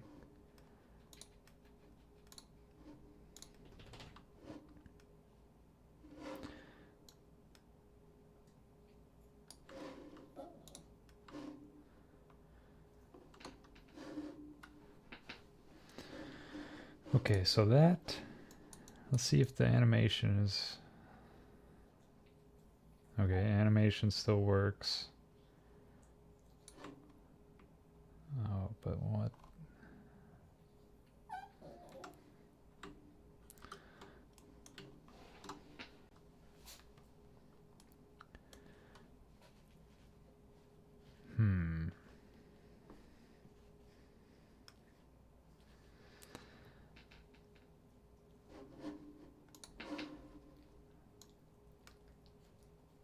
Oh, actually, that works out. It's weird that the mask, that the name border fill can go outside the bounds of the mask. It kind of makes the preview a bit confusing, but it looks like border, actually.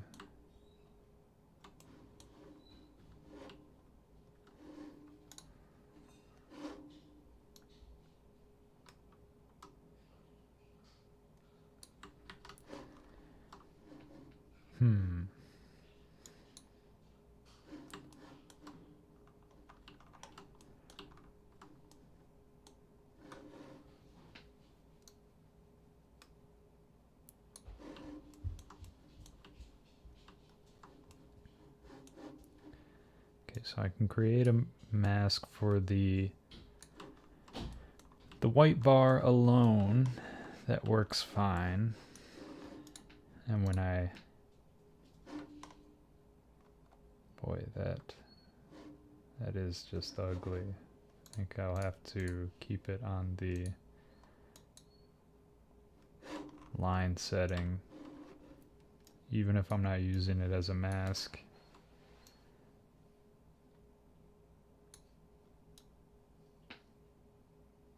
Oh, but that looks offset, like it's rotated. Oh, it is rotated. Is that? Has it been rotated this entire time?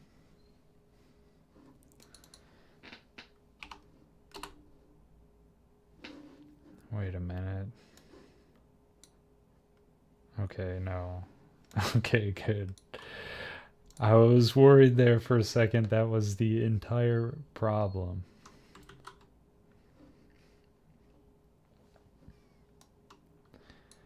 Okay. It was not rotated.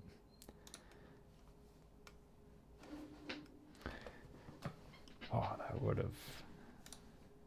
So if we set it to line,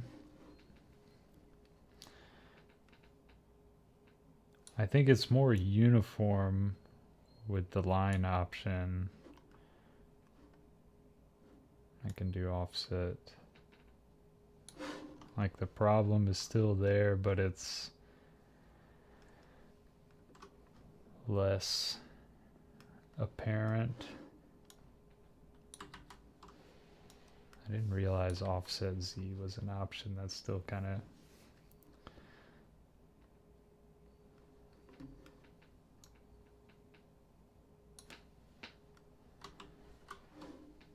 okay. I'm gonna think about this and think about the mask. I gotta let my dogs out real quick. So I'm just gonna go into intermission here and I'll be back in just a minute. I need to figure out how to change this as well.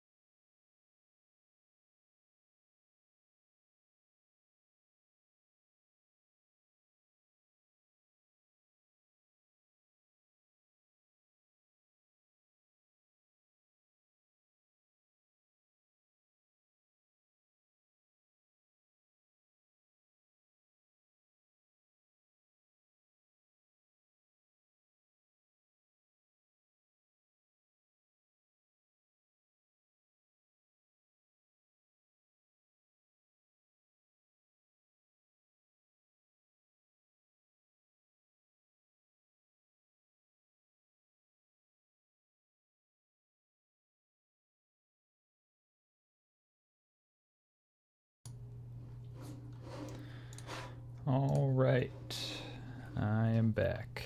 So,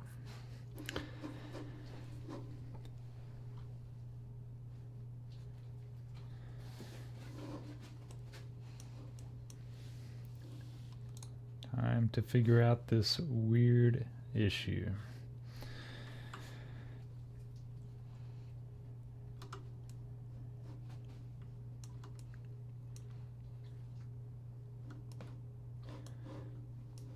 So this is actually a lot better using the line option, but it's not perfect.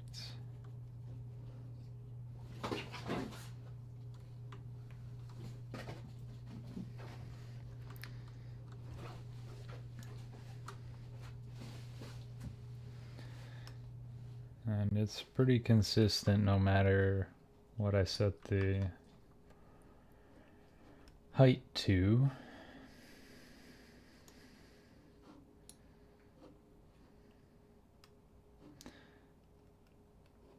So I wonder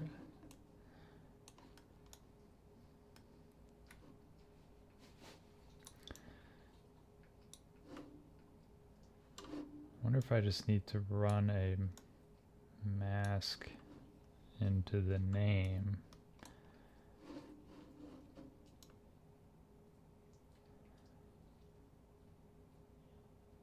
But then we still have the issue of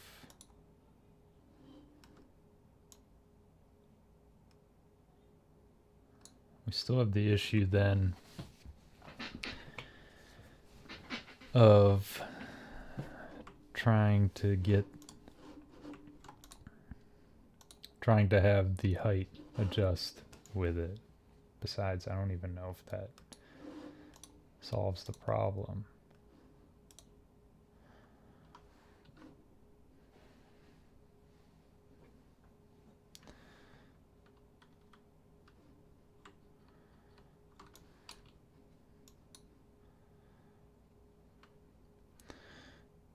Would level text make it even better and reset the extend offset position? Change when needed.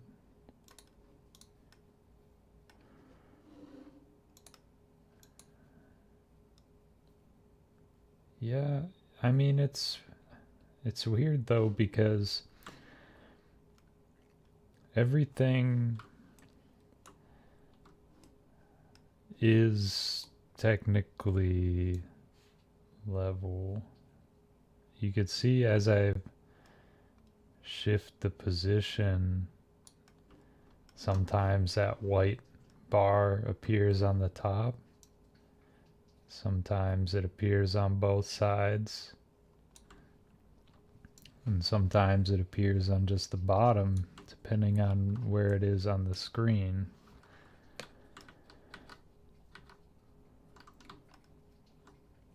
And so, I don't know if there's like a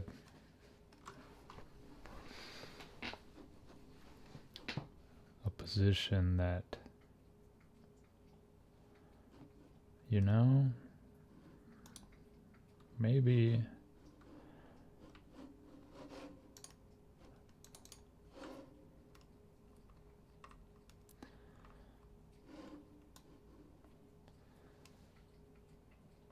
as it has to do with this white mask. So maybe if this were to come down along with, and it probably won't be perfect, and I wish there was a better solution, but if I made the anim curve for the white mask disappear at the same rate as the gray mask appears. So as starting at frame 12.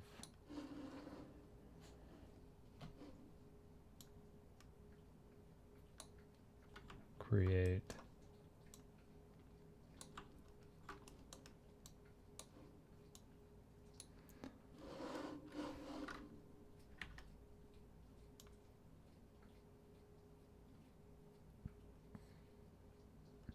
Oh, that is, I don't know how easy that is to make that adjustment here. Let's see.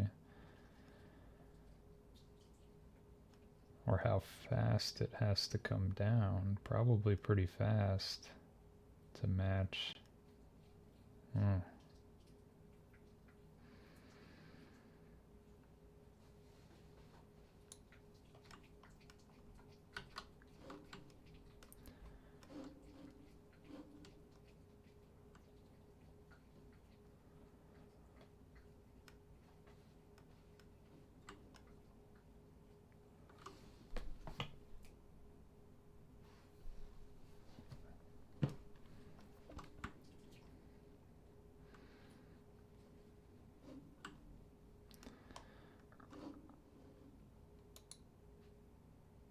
Oops, mirror. No. that.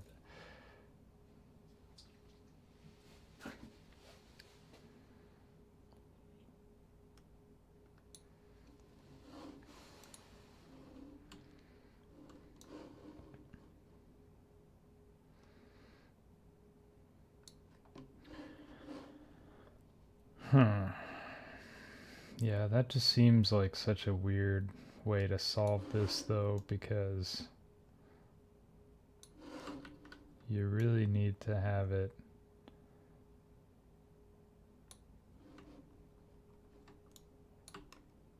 very closely line up.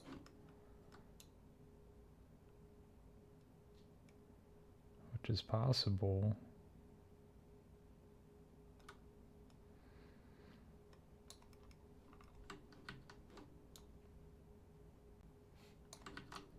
Am I moving the handle or the actual? Okay. Boy, that is just very touchy.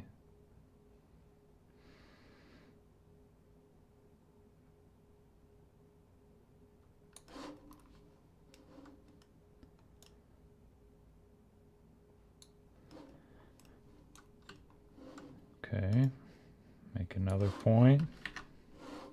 Because there's like 6 frames here where the animation is happening.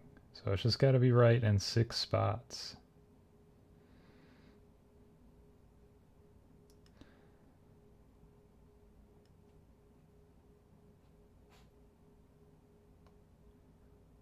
Oh, it's weird. Start to move it vertically and it affects it one way, and then you move it horizontally and it goes bananas.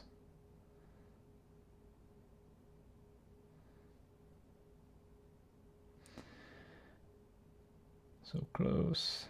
Okay. No.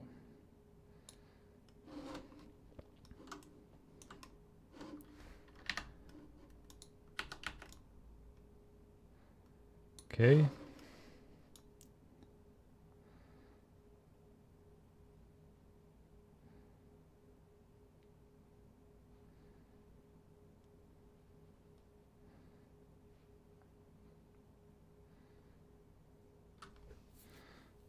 This is not making a good case for the anim curves modifier here. I mean, it's not the fault of the modifier that this background text has this issue, but usually using it for more general movements and not precise little adjustments like this.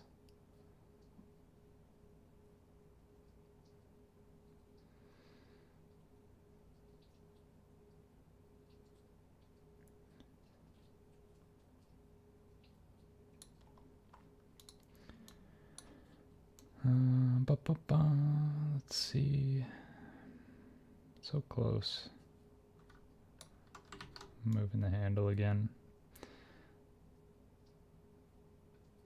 Got it. Okay.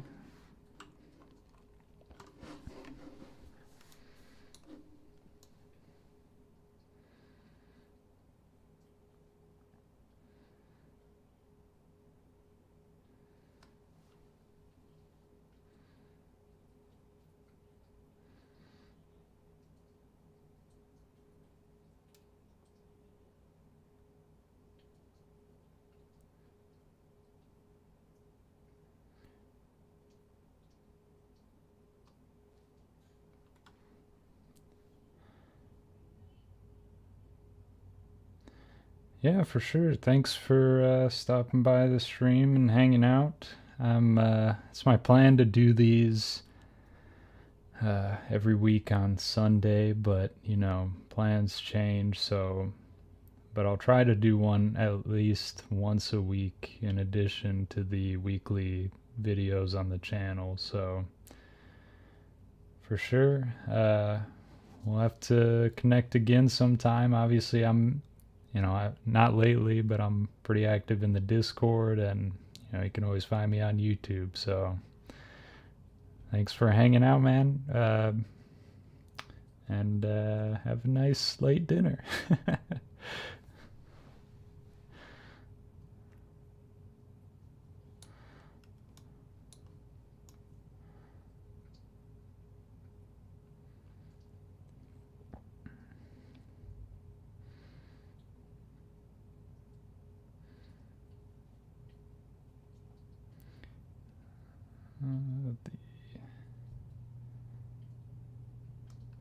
So close.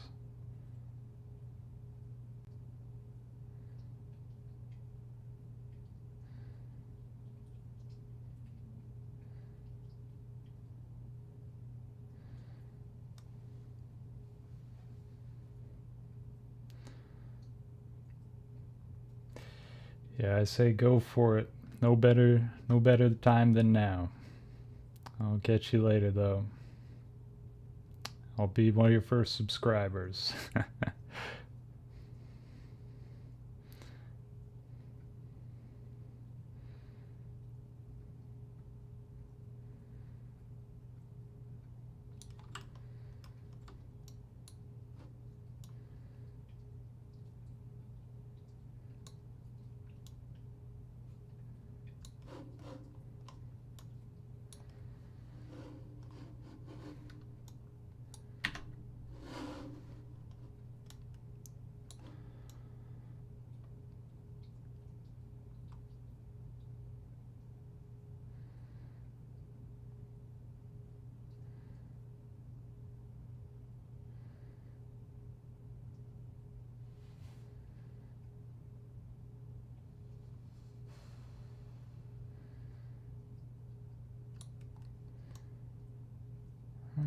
Close. Very close.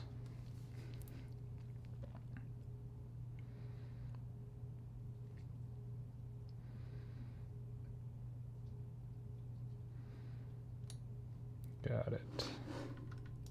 Great.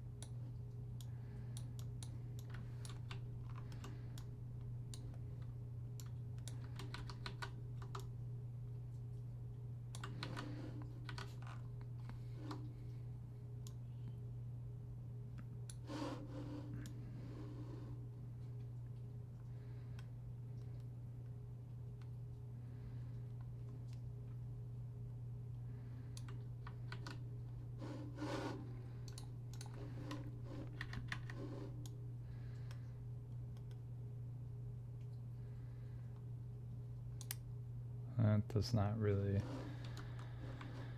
do what I want it to do, unfortunately.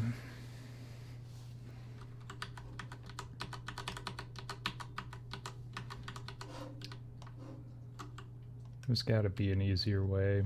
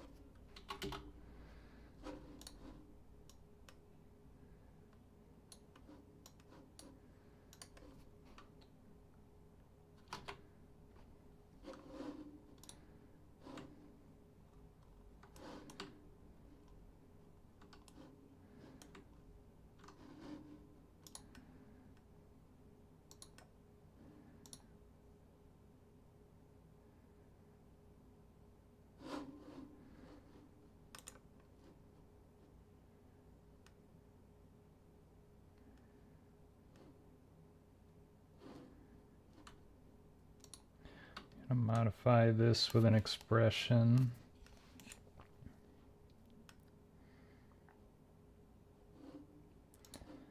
The extend vertical, that is. And I'm going to link it to the white bar mask.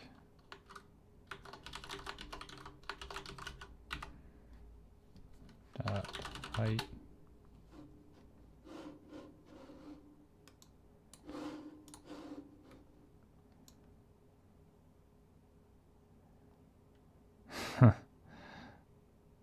Okay. They both do expand with one another, but not in the way that I would have hoped.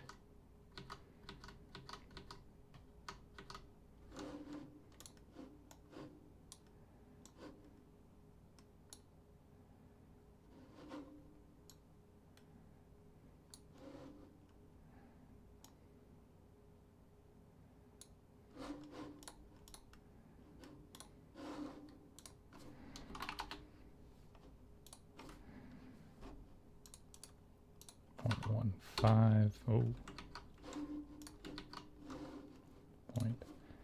0.105 is what I meant.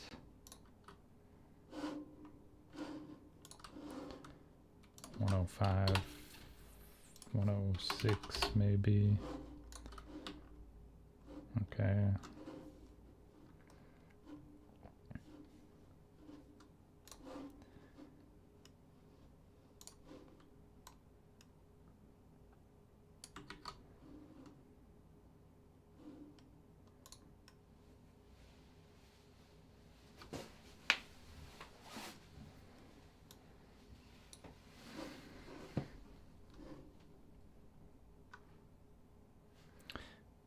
Well,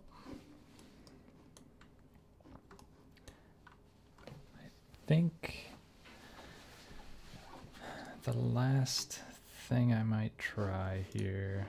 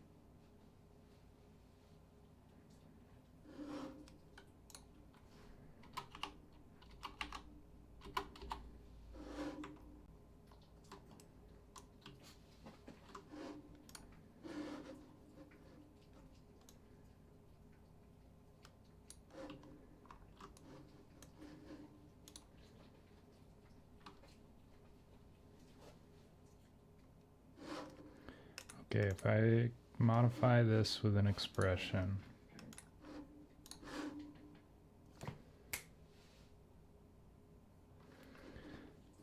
and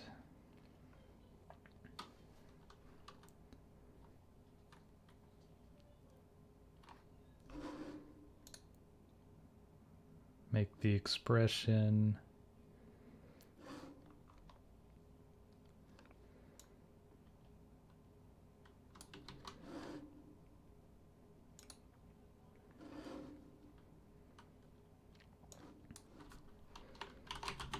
dot height divided by 10.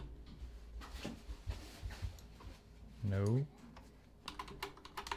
Times 0.1. No. Okay. That.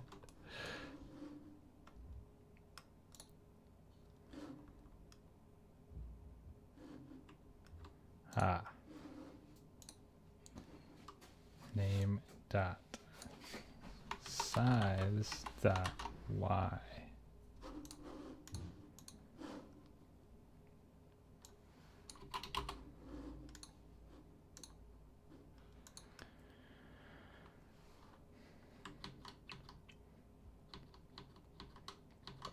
No, maybe I'll just make an expression that references rectangle 1 dot height for the y size.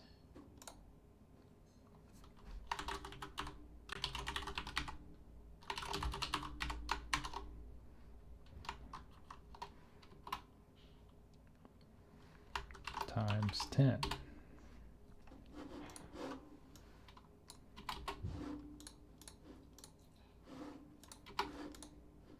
Nope.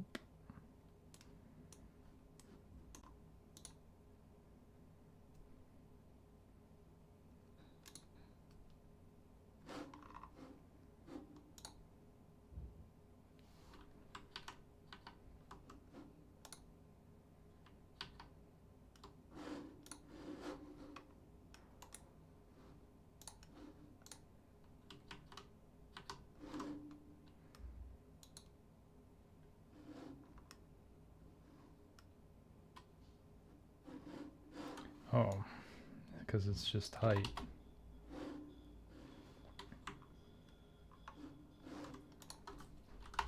Times 10.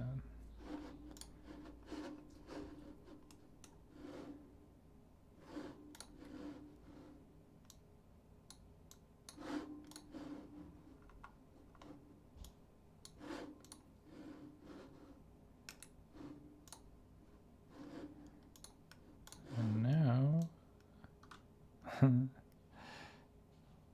weird.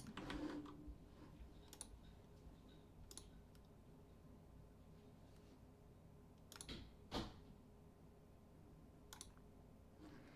think I just need to make the center points match here now.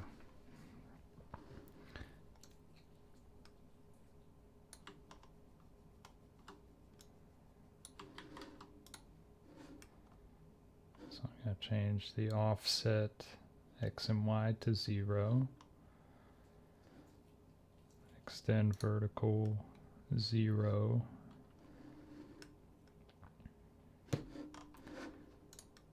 And make note of the center.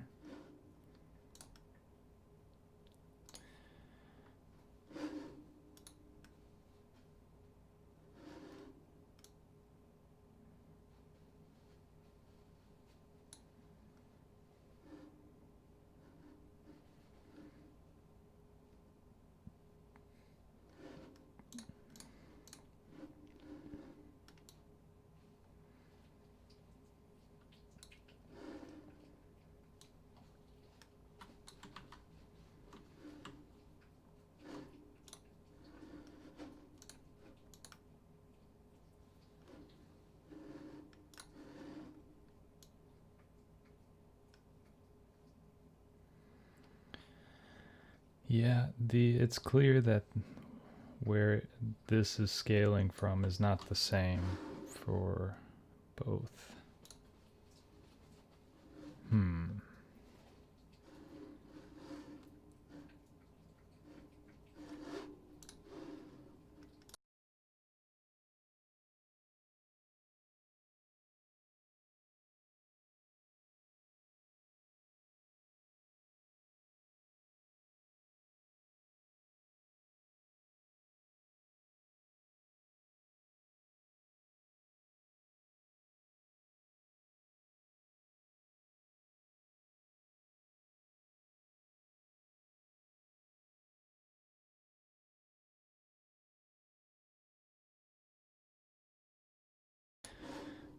Okay, sorry about that.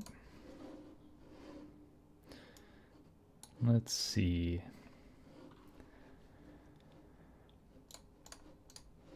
Not quite sure. I'm on the right track here, I think.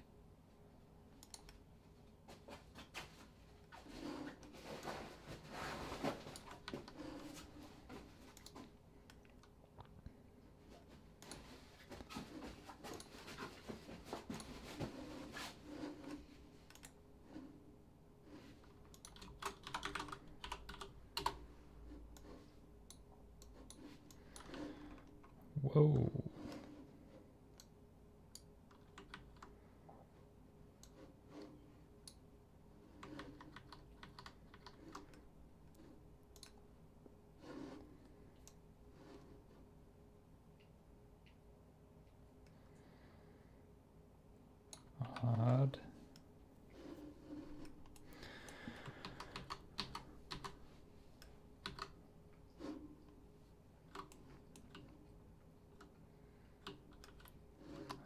looks great.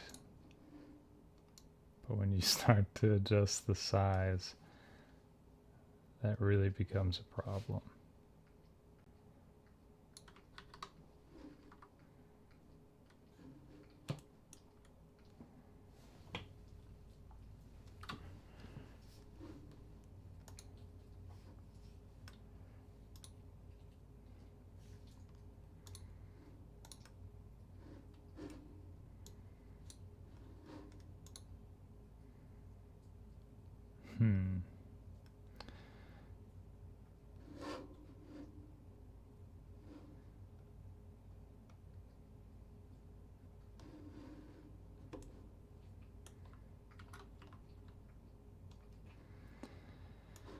But if I run the name back as the mask, we still got the problem with the white bar.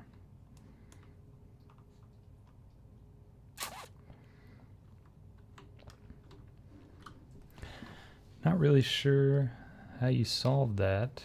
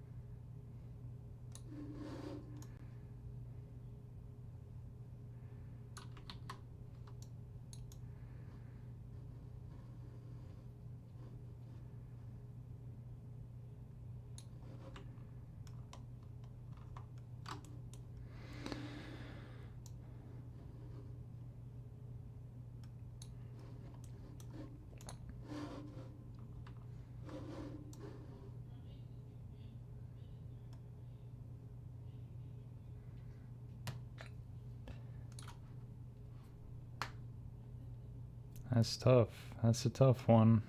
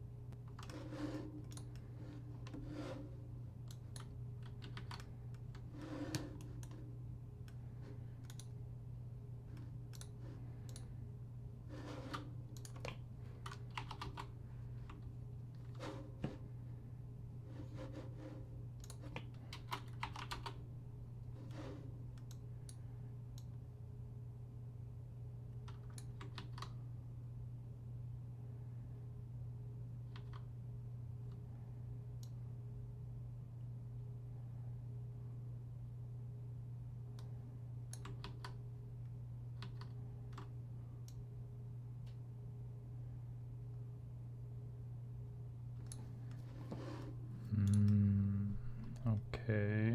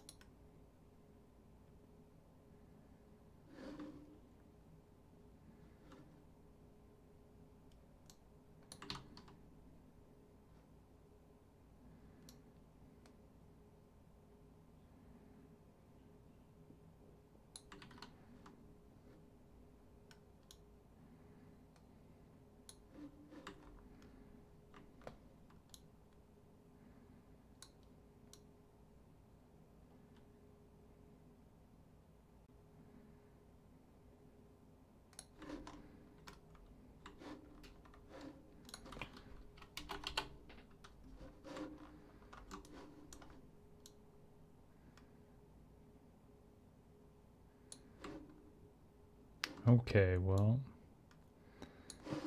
that might be the solution here.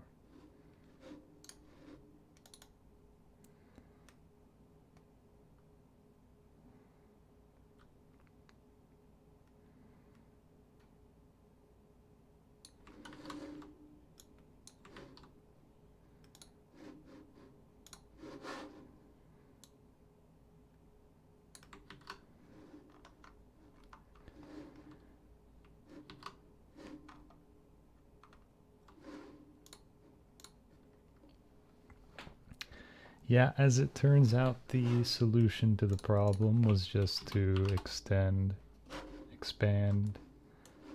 the size of the merge node ever so slightly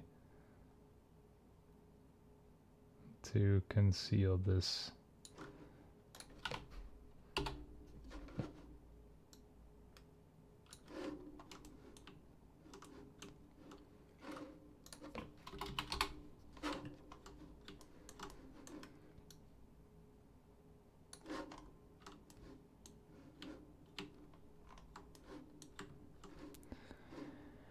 And now if we expand the size of the text, everything should adjust to fit, although when you make it extremely small, there's still a bit of an issue there.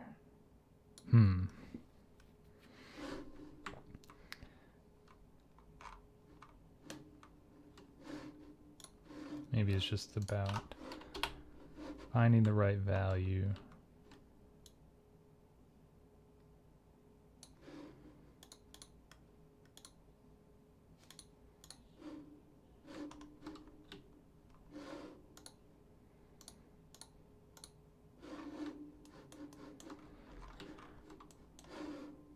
Box.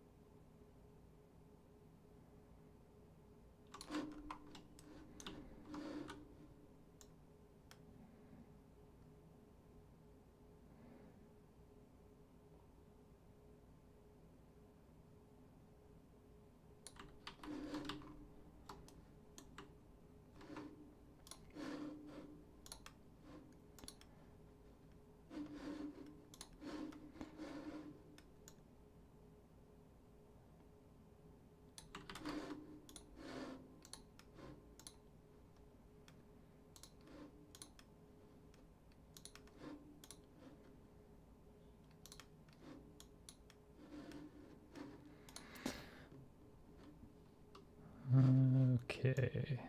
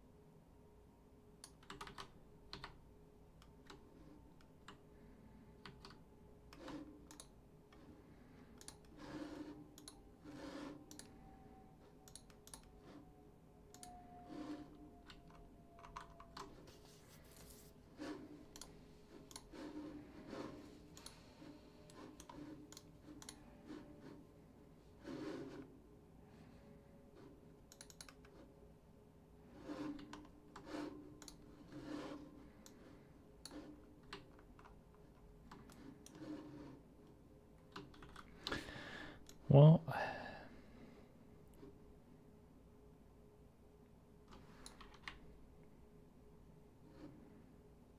that appears to work how we want it. We've got a white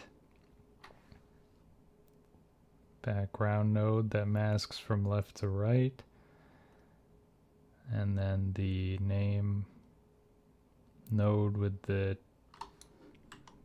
gray background that masks from right to left,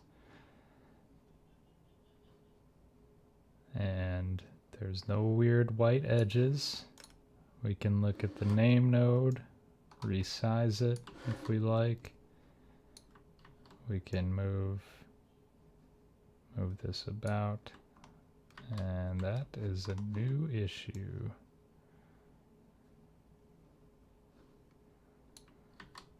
Odd.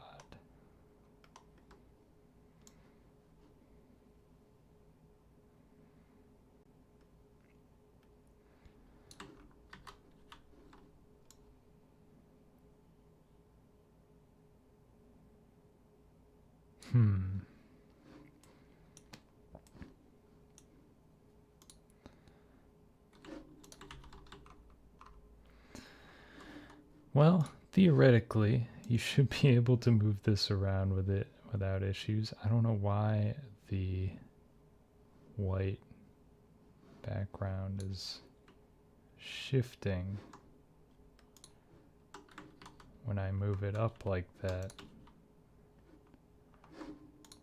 But if we adjust the size, the bar expands along with the lower third, albeit at a different scale.